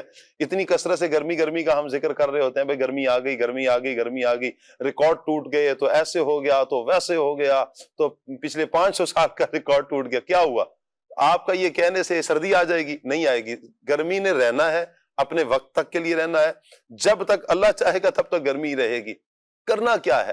ہم نے صبر کرنا ہے، یہاں ہو یا وہاں ہو، اور وہاں ہوں گے صبر کریں گے تو انشاءاللہ اجر پائیں گے. میں چاہوں گا یہ شعر سنا دیں. گرمی ہے، تپ ہے، درد ہے، کلفت سفر کی ہے. گرمی ہے، تپ ہے، درد ہے، کلفت سفر کی ہے. ناشکر یہ تو دیکھ عظمت کی در کی ہے. آیا ہے بلاوا مجھے دربار نبی سے، دربار نبی سے. پیغام صبا لائی ہے گلزار نبی سے. آیا ہے بلاوا مجھے دربار نبی سے، دربار نبی سے. سبحان اللہ، سبحان اللہ. آج جیسے ابھی ماشاءاللہ ہمارے دانیال بھائی نے گرمی کے حوالے سے ذکر کیا اور حاجیوں کے حوالے سے ذکر کیا. مدنی چینل کے ناظرین، ہمارے ساتھ جنید بھائی موجود ہیں. جنید بھائی کیوں نہ پھر ہم حج کی ہی باتیں کر لیں. سبحان اللہ. اچھا، وہاں پر بھی تو آزمائشیں آئیں گی، کچھ نہ کچھ تکلیفیں آ جاتی ہیں، کچھ چیزیں گم ہو جاتی ہیں، کچھ پریشانیاں لاحق ہو جاتی ہیں. حاجی صاحبان جا رہے ہیں، سفر مبارک ہے، تو کہیں ایسا نہ ہو کہ طبیعت خراب ہو جائے، کوئی پریشانی ہو جائے. تو اس سے بچنے کو کوئی وظائف بھی ہیں یا کیا ہے سلسلہ؟ بالکل اس طرح کے بہت سارے وظائف ہیں، بلکہ حج تو ماشاءاللہ ایک ایسا روحانی سفر ہے کہ جس میں تلاوت قرآن، ذکر اللہ، دعائیں اور یہ چیزیں ہوں. بلکہ کچھ ایسے بھی وظائف ہیں الحمدللہ پیشگی ہی اگر وہ پڑھ لیے جائیں تو الحمدللہ عز و جل وہ حفاظتی اقدامات ہوتے ہیں. واہ واہ، کیا اللہ کی رحمت سے. اور بلکہ میں تو ناظرین کو یہاں کس اعتبار سے حفاظت، ہم کس ترتیب سے چلیں گے وہ میں انشاءاللہ عرض کر دیتا ہوں. پھر ترتیب وار جی انشاءاللہ الکریم میں تمام ہی حاجیوں کے لیے اور بالعموم یعنی تمام ہم یہاں سے پاکستان سے گھر سے شروع کریں گے. جی گھر سے نکلیں گے تو انشاءاللہ الکریم گھر سے نکلتے وقت کی پڑھی جانے والی دعا، وظائف. اچھا، حاجی جب حج کے لیے جاتے ہیں تو پیچھے بھی فیملی کی فکر ہوتی ہے، بچے ہیں، گھر والے ہیں، فیملیاں ہیں، مال و اسباب ہیں. اللہ پاک پیچھے فیملی کی بھی حفاظت فرمائے، تو ان کی حفاظت کے لیے بھی وظائف ہیں. پھر جب اپنی منزل پر پہنچیں گے وہاں پہنچ کر کیا وظیفہ پڑھنا ہے. دوران سفر حادثات سے حفاظت، آزمائشوں سے حفاظت، سامان کی حفاظت. پھر وہاں پر پہنچ کر اپنے ڈاکومنٹس کی، کیونکہ لاکھوں لاکھ افراد ہوتے ہیں وہاں پر، اپنے سامان کی کیسے حفاظت کرنی ہے، کیا پڑھ کر دم کرنا ہے، وہاں جا کر کچھ پڑھنے کے مرض لاحق ہو جاتے جی ہیں، وہاں پر جا بیماری ہو کر جاتی ہے، گرمی کی بات چلی تھی ابھی، جی لو لگ جاتی ہے، گرمی کی شدت ہوتی ہے، تھکاوٹ ہو جاتی ہے، جوڑوں میں درد، گھٹنوں میں درد، ہاتھوں میں، جسم میں درد، اچھا نیند پوری نہیں ہو پاتی، سر میں درد، بعض اوقات کھانے میں بے احتیاطی اور بے اعتدالی کی وجہ سے پیٹ خراب ہو جاتا ہے، بدہضمی کی شکایات، الٹیاں لگ جاتی ہیں، بہت سے حاجیوں کے لیے آج کا یہ نا اچھا بڑا پھر مزے کا ہوگا۔ بالخصوص جی جو آج کے اس پروگرام کی جو ایک خصوصیت میں کہوں کہ میدان عرفات میں پڑھا جانے والا حاجیوں کی واہ خاص واہ وظیفہ واہ واہ سبحان اور اللہ۔ جالی مبارک کے روبرو حاضر ہو کر وہاں پڑھا جانے والا وظیفہ، جس کی فضیلت یہ ہے کہ جو وہاں پر وہ وظیفہ پڑھے گا تو وہ کل قیامت کے دن شفاعت بھی کرے گا۔ جی تو یہ انشاءاللہ الکریم تمام ہی چیزوں کے حوالے سے آج روحانی علاج بیان کیے جائیں گے۔ اللہ کی ترتیب بار آپ گھر سے شروع کریں، ہم گھر سے نکلنے لگے تو اب ہم کیا کریں گے؟ دیکھیں سب سے پہلے تو اللہ کا شکر ادا کریں، اور اب چاہے حاجی ہوں یا کوئی بھی مسافر ہوں، جب بھی سفر پر روانہ ہونے لگیں تو کوشش کریں کہ اپنے اہل و عیال کو، اپنی فیملی کو، اپنے گھر بار کو، اپنے مال و اسباب کو اللہ پاک کے سپرد کر کے، اللہ پاک کے حفظ و امان میں اور اللہ پاک کے حوالے کر کے جائیں۔ جی ایک خاص دعا ہے تمام ہی مسافروں کے لیے، یا تمام ہی جو گھر سے نکلتے ہیں سفر پر روانہ ہوتے ہیں، اور بالخصوص حجاج کرام۔ دیکھیں جب بھی اگر آپ حج کے لیے جا رہے ہیں، عمرے پر جا رہے ہیں، تو پیچھے فیملی کی فکر ہوتی ہے نا کہ یار مال بھی محفوظ رہے، گھر بھی حفاظت رہے، فیملی کی بھی حفاظت رہے۔ تو جب آپ گھر سے روانہ ہونے لگیں تو اپنے مال کو، اہل و عیال کو اللہ پاک کے حفظ و امان میں دے دیں، اور یہ دعا پڑھیں۔ دعا کون سی ہے؟ وہ دعا نوٹ کیجئے گا ناظرین، استودعک اللہ الذی لا یضیع ودائعہ، یہ خاص دعا ہے۔ اس کا ترجمہ بھی بڑا پیارا ہے۔ اس کا ترجمہ یہ ہے ناظرین کہ میں تم کو اللہ پاک کے حوالے کرتا ہوں، اللہ پاک کے سپرد کرتا ہوں کہ جو سونپی ہوئی امانتوں کو ضائع نہیں کرتا۔ جی تو یہ دعا ہے، استودعک اللہ الذی لا یضیع ودائعہ۔ تو جب آپ گھر سے نکلنے لگیں، سفر پر روانہ ہو تو یہ دعا پڑھ لیجئے گا۔ اس کا فائدہ یہ ہوگا آپ ہوں گے سفر پر، پیچھے الحمدللہ عز و جل آپ کی فیملی کی حفاظت رہے گی، مال و اسباب کی حفاظت رہے گی، آپ کی کام کاج کی، دکان کی، ہر چیز کی الحمدللہ حفاظت رہے گی۔ اچھا اب ہوگا سفر پر روانہ۔ جب آپ سفر پر روانہ ہونے لگیں تو ظاہر سی باتیں، پیسے ہوتے ہیں، دیگر ضروریات زندگی سے تعلق رکھنے والی چیزیں ہوتی ہیں، مال و اسباب ہوتا ہے۔ تو اب سفر شروع کرنے سے پہلے کوشش کریں کہ 11 مرتبہ لا الہ الا اللہ یہ پڑھ لیجئے، تو الحمدللہ عز و جل سفر میں آسانی رہے گی۔ اچھا ایک تو یہ ہے کہ ہم یہاں سے شروع کر رہے ہیں، ایک سفر ہوگا کہ ہم وہاں سے اپنے ہوٹل سے، اچھا جو ہوٹل میں ہوں گے یا عزیزیہ میں ہوں گے، یہاں سے پھر جب سفر آگے حج کے دنوں میں شروع کریں گے تو وہاں سے بھی الگ پڑھنا ہوگا۔ آپ سفر کریں گے، جب سفر ہاں کریں گے، یہ ٹھیک ہو گیا۔ جب سفر کریں گے، گاڑی میں بیٹھیں گے تو 11 مرتبہ لا الہ الا اللہ یہ پڑھ لیں، سفر میں آسانی رہے۔ سفر میں آسانی۔ سفر ہے ویسے آزمائشوں کا ٹکڑا، آزمائشیں بھی آتی ہیں، پریشانیاں بھی آتی ہیں، لیکن الحمدللہ اس وظیفے کی برکت سے، اللہ پاک کی رحمت سے وہ آزمائشیں آسانیوں میں بدل جائیں گے۔ ٹھیک ہو۔ اچھا پھر ایک تعویذ بنانے کا طریقہ بھی میں عرض کر دوں۔ بالکل۔ جب آپ کی یہاں سے روانگی ہونے لگیں، آپ چاہے پنجاب جا رہے ہیں، کسی بھی شہر جا رہے ہیں، کسی بھی ملک جا رہے ہیں، یہ تعویذ بنا کر اپنے ساتھ رکھ لیں۔ اب سفر لیکن آج طرح تو کے ہوتے ہیں، ہم سفر حرمین طیبین کی بات کر رہے ہیں۔ اب سفر دیکھیے مختلف طرح کے ہوتے ہیں، مختلف ہوتے ہیں، زمینی سفر ہوتا ہے، دریائی سفر ہوتا ہے، ہوائی سفر ہوتا ہے، مختلف سفر ہوتے ہیں۔ اور دنیا کے سفر میں تو بندہ تھک جاتا ہے، لیکن ایک سفر ایسا ہے کہ جسے بندہ نہیں تھکتا۔ دنیا دے سفر تو بندہ تھک بھی تو جانا ہے، دنیا دے سفر تو بندہ تھک بھی تو جانا ہے، دنیا دے سفر تو بندہ تھک بھی تو جانا ہے، پر سفر مدینے دا ہر بار بڑا سونا، ہر سفر مدینے دا ہر بار بڑا سونا، ہر سفر مدینے دا ہر بار بڑا سونا۔ واہ واہ سبحان اللہ۔ جو تعویذ بنانے کا طریقہ میں عرض کرنے لگا، اس کی خصوصیت یہ ہے کہ اس سفر میں وہ کامیاب بھی ہوگا، جس مقصد کے لیے جا رہا ہے اللہ پاک اس مقصد میں اسے کامیابی نصیب فرمائے گا۔ سفر میں آسانی اور مقصد میں کامیابی کا روحانی علاج یہ ہے ناظرین، آپ ایک کام کریں، ایک سادہ سا کاغذ لے لیں اس طرح کا، صحیح ہے؟ سادے سے کاغذ پر آپ لکھیں لا الہ الا اللہ، کسی بھی قلم سے، کسی بھی پوائنٹر سے۔ سادے کاغذ سے کیا مراد ہوتی ہے؟ جس پر کوئی تحریر نہ ہو، اب جیسے لائنیں لگی ہوں بھلے، ہاں بغیر لائنوں والا کوئی سادہ سا کاغذ، بغیر لائنوں والا، بغیر لائنوں والا، صحیح ہے، سادہ سا سمپل سا کاغذ لے کر آپ لکھیں گے اس پر لا الہ الا اللہ 49 مرتبہ، 49 ٹائم، ٹھیک، صحیح ہے، لا الہ الا اللہ۔ اچھا اس میں ایک اہم بات، اس میں ویسے اعراب لگانے کی، زبر زیر پیش لگانے کی حاجت نہیں ہے، صحیح، لیکن اس میں جلالت لفظ اللہ پر جو تشدید اور کھڑا زبر ہے نا، یہ لازمی لگانا، اچھا، یہ لازمی ہونا، صحیح۔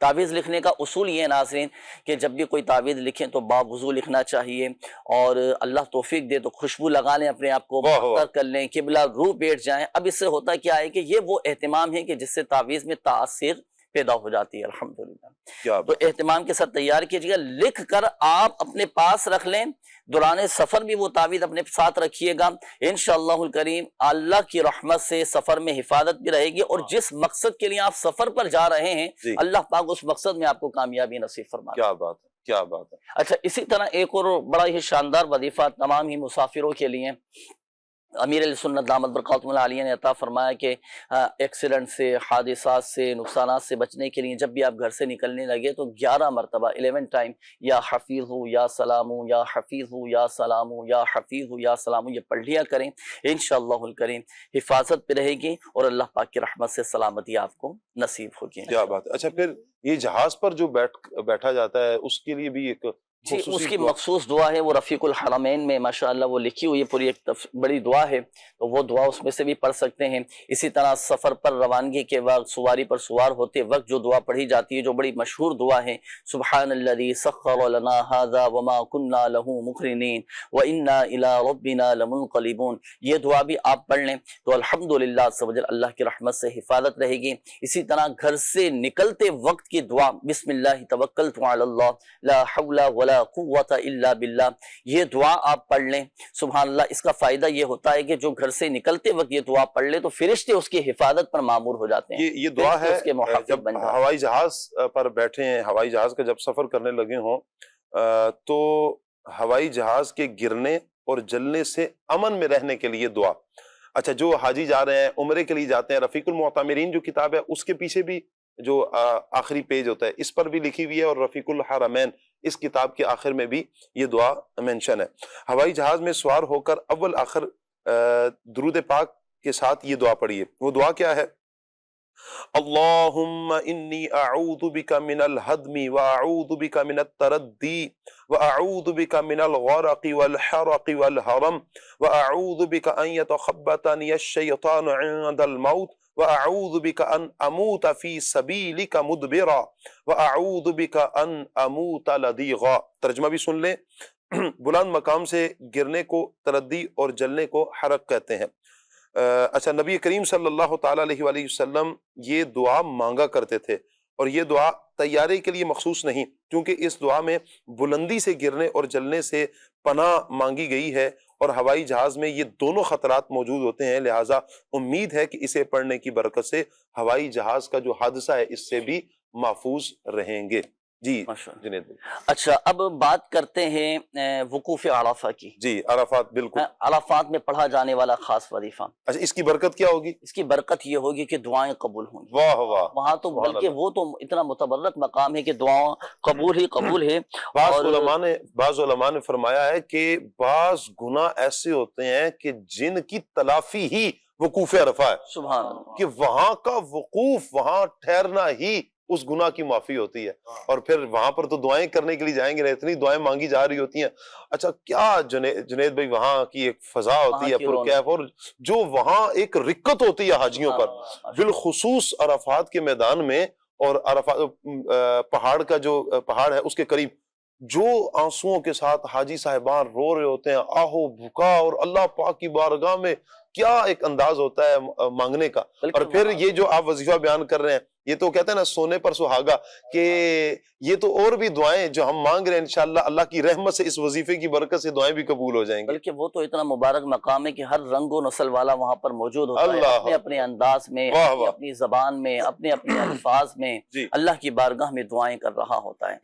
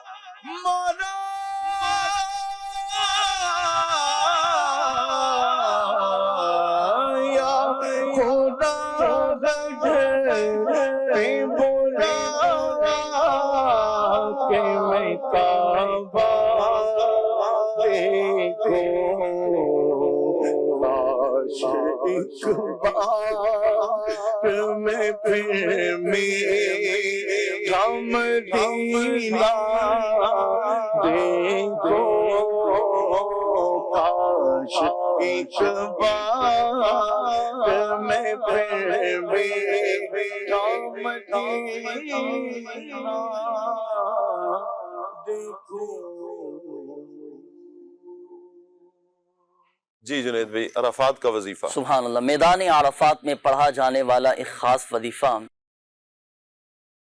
پیارے حجاج کرام, وقوف عرفہ یہ حج کا اہم ترین رکن ہے. دعاؤں اور عبادتوں کی قبولیت کا یہ مقام ہے. صحابی رسول حضرت جابر بن عبداللہ رضی اللہ تعالیٰ عنہ سے روایت ہے کہ اللہ پاک کے آخری نبی صلی اللہ علیہ وآلہ وسلم نے ارشاد فرمایا کہ جو کوئی مسلمان میدان عرفات میں ٹھہرے اور پھر وہاں قبلے کی طرف رخ کرے اور پھر 10 مرتبہ یہ وظیفہ پڑھے, لا الہ الا اللہ وحدہ لا شریک لہ لہ الملک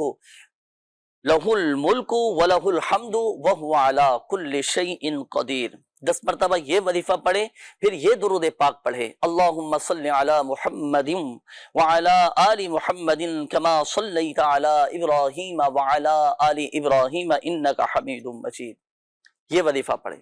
تو پیارے آقا صلی اللہ علیہ وآلہ وسلم نے فرمایا کہ اللہ پاک اس بندے سے خوش ہو کر فرشتوں سے فرماتا ہے کہ اے میرے فرشتوں, یہ بندہ کہ جس نے میری تسبیح بیان کی, جس نے میری تکبیر بیان کی, جس نے میری عظمت کو بیان کیا, میری حمد و ثنا کی اور میرے نبی پاک صلی اللہ علیہ وسلم پر درود پاک پڑھا, تو اس بندے کی جزا کیا ہے؟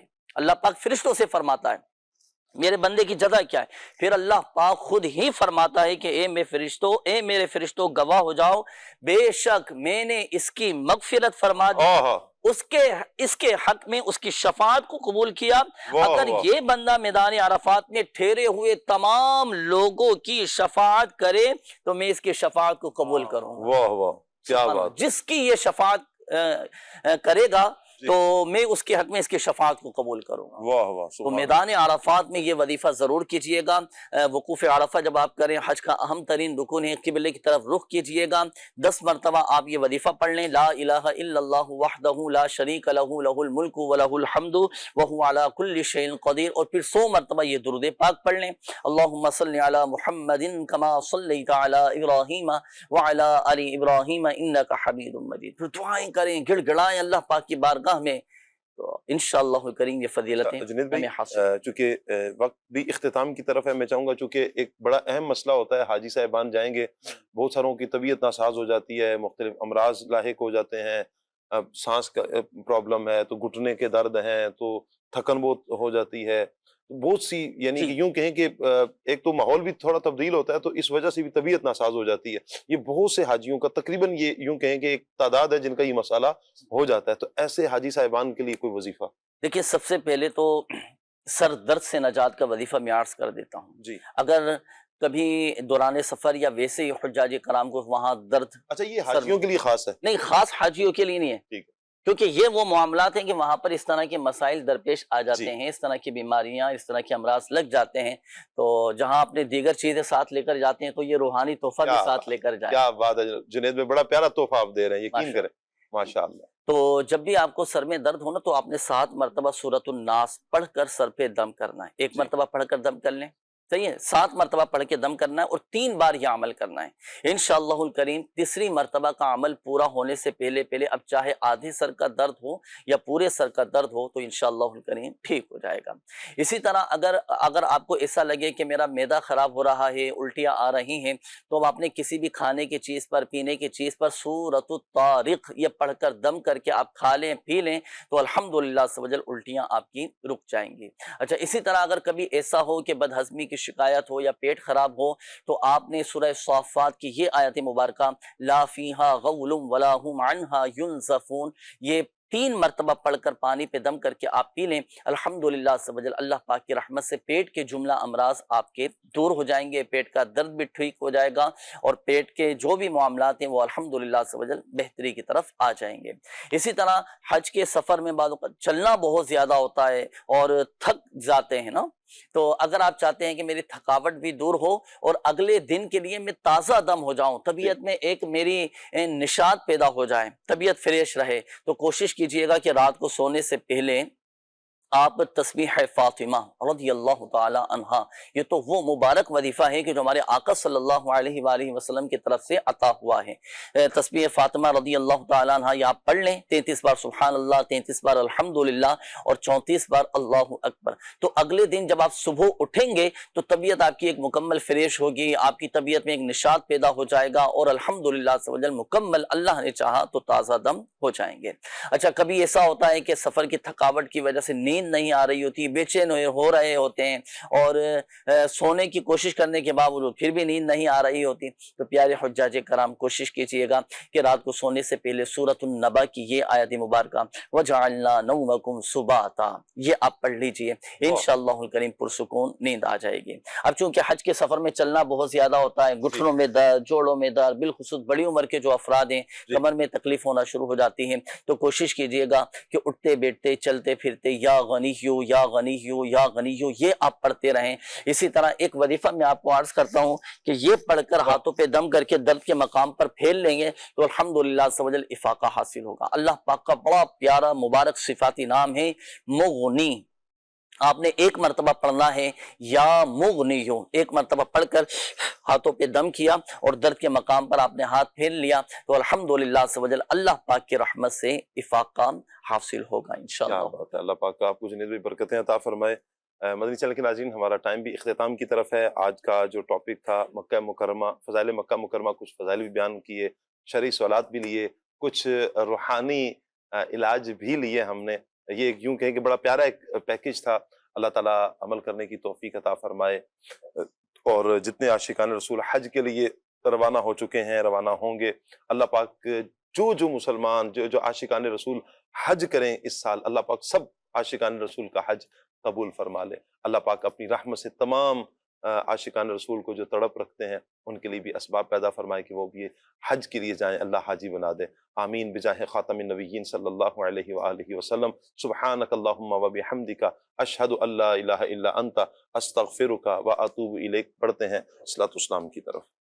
اے شہنشاہ مدینہ صلاۃ و سلام، زینت عرش معلا، زینت عرش معلا، الصلاۃ و سلام شہنشاہ مدینہ، الصلاۃ و سلام. ربی ہب لی امتی کہتے ہوئے پیدا ہوئے، ربی ہب لی امتی کہتے ہوئے پیدا ہوئے. حق نے فرمایا کہ بخشا، حق نے فرمایا کہ بخشا، الصلاۃ و سلام شہنشاہ مدینہ، الصلاۃ و سلام. میں وہ سنی ہوں جمیل قادری مرنے کے بعد، میں وہ سنی ہوں جمیل قادری مرنے کے بعد.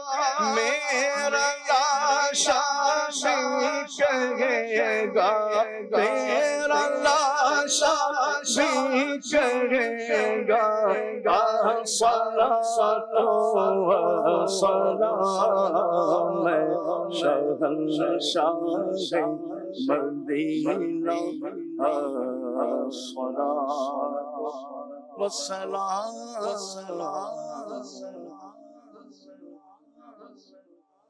کھلے آنکھ صلی علی کہتے کہتے، کھلے آنکھ صلی علی کہتے کہتے، کھلے آنکھ صلی علی کہتے کہتے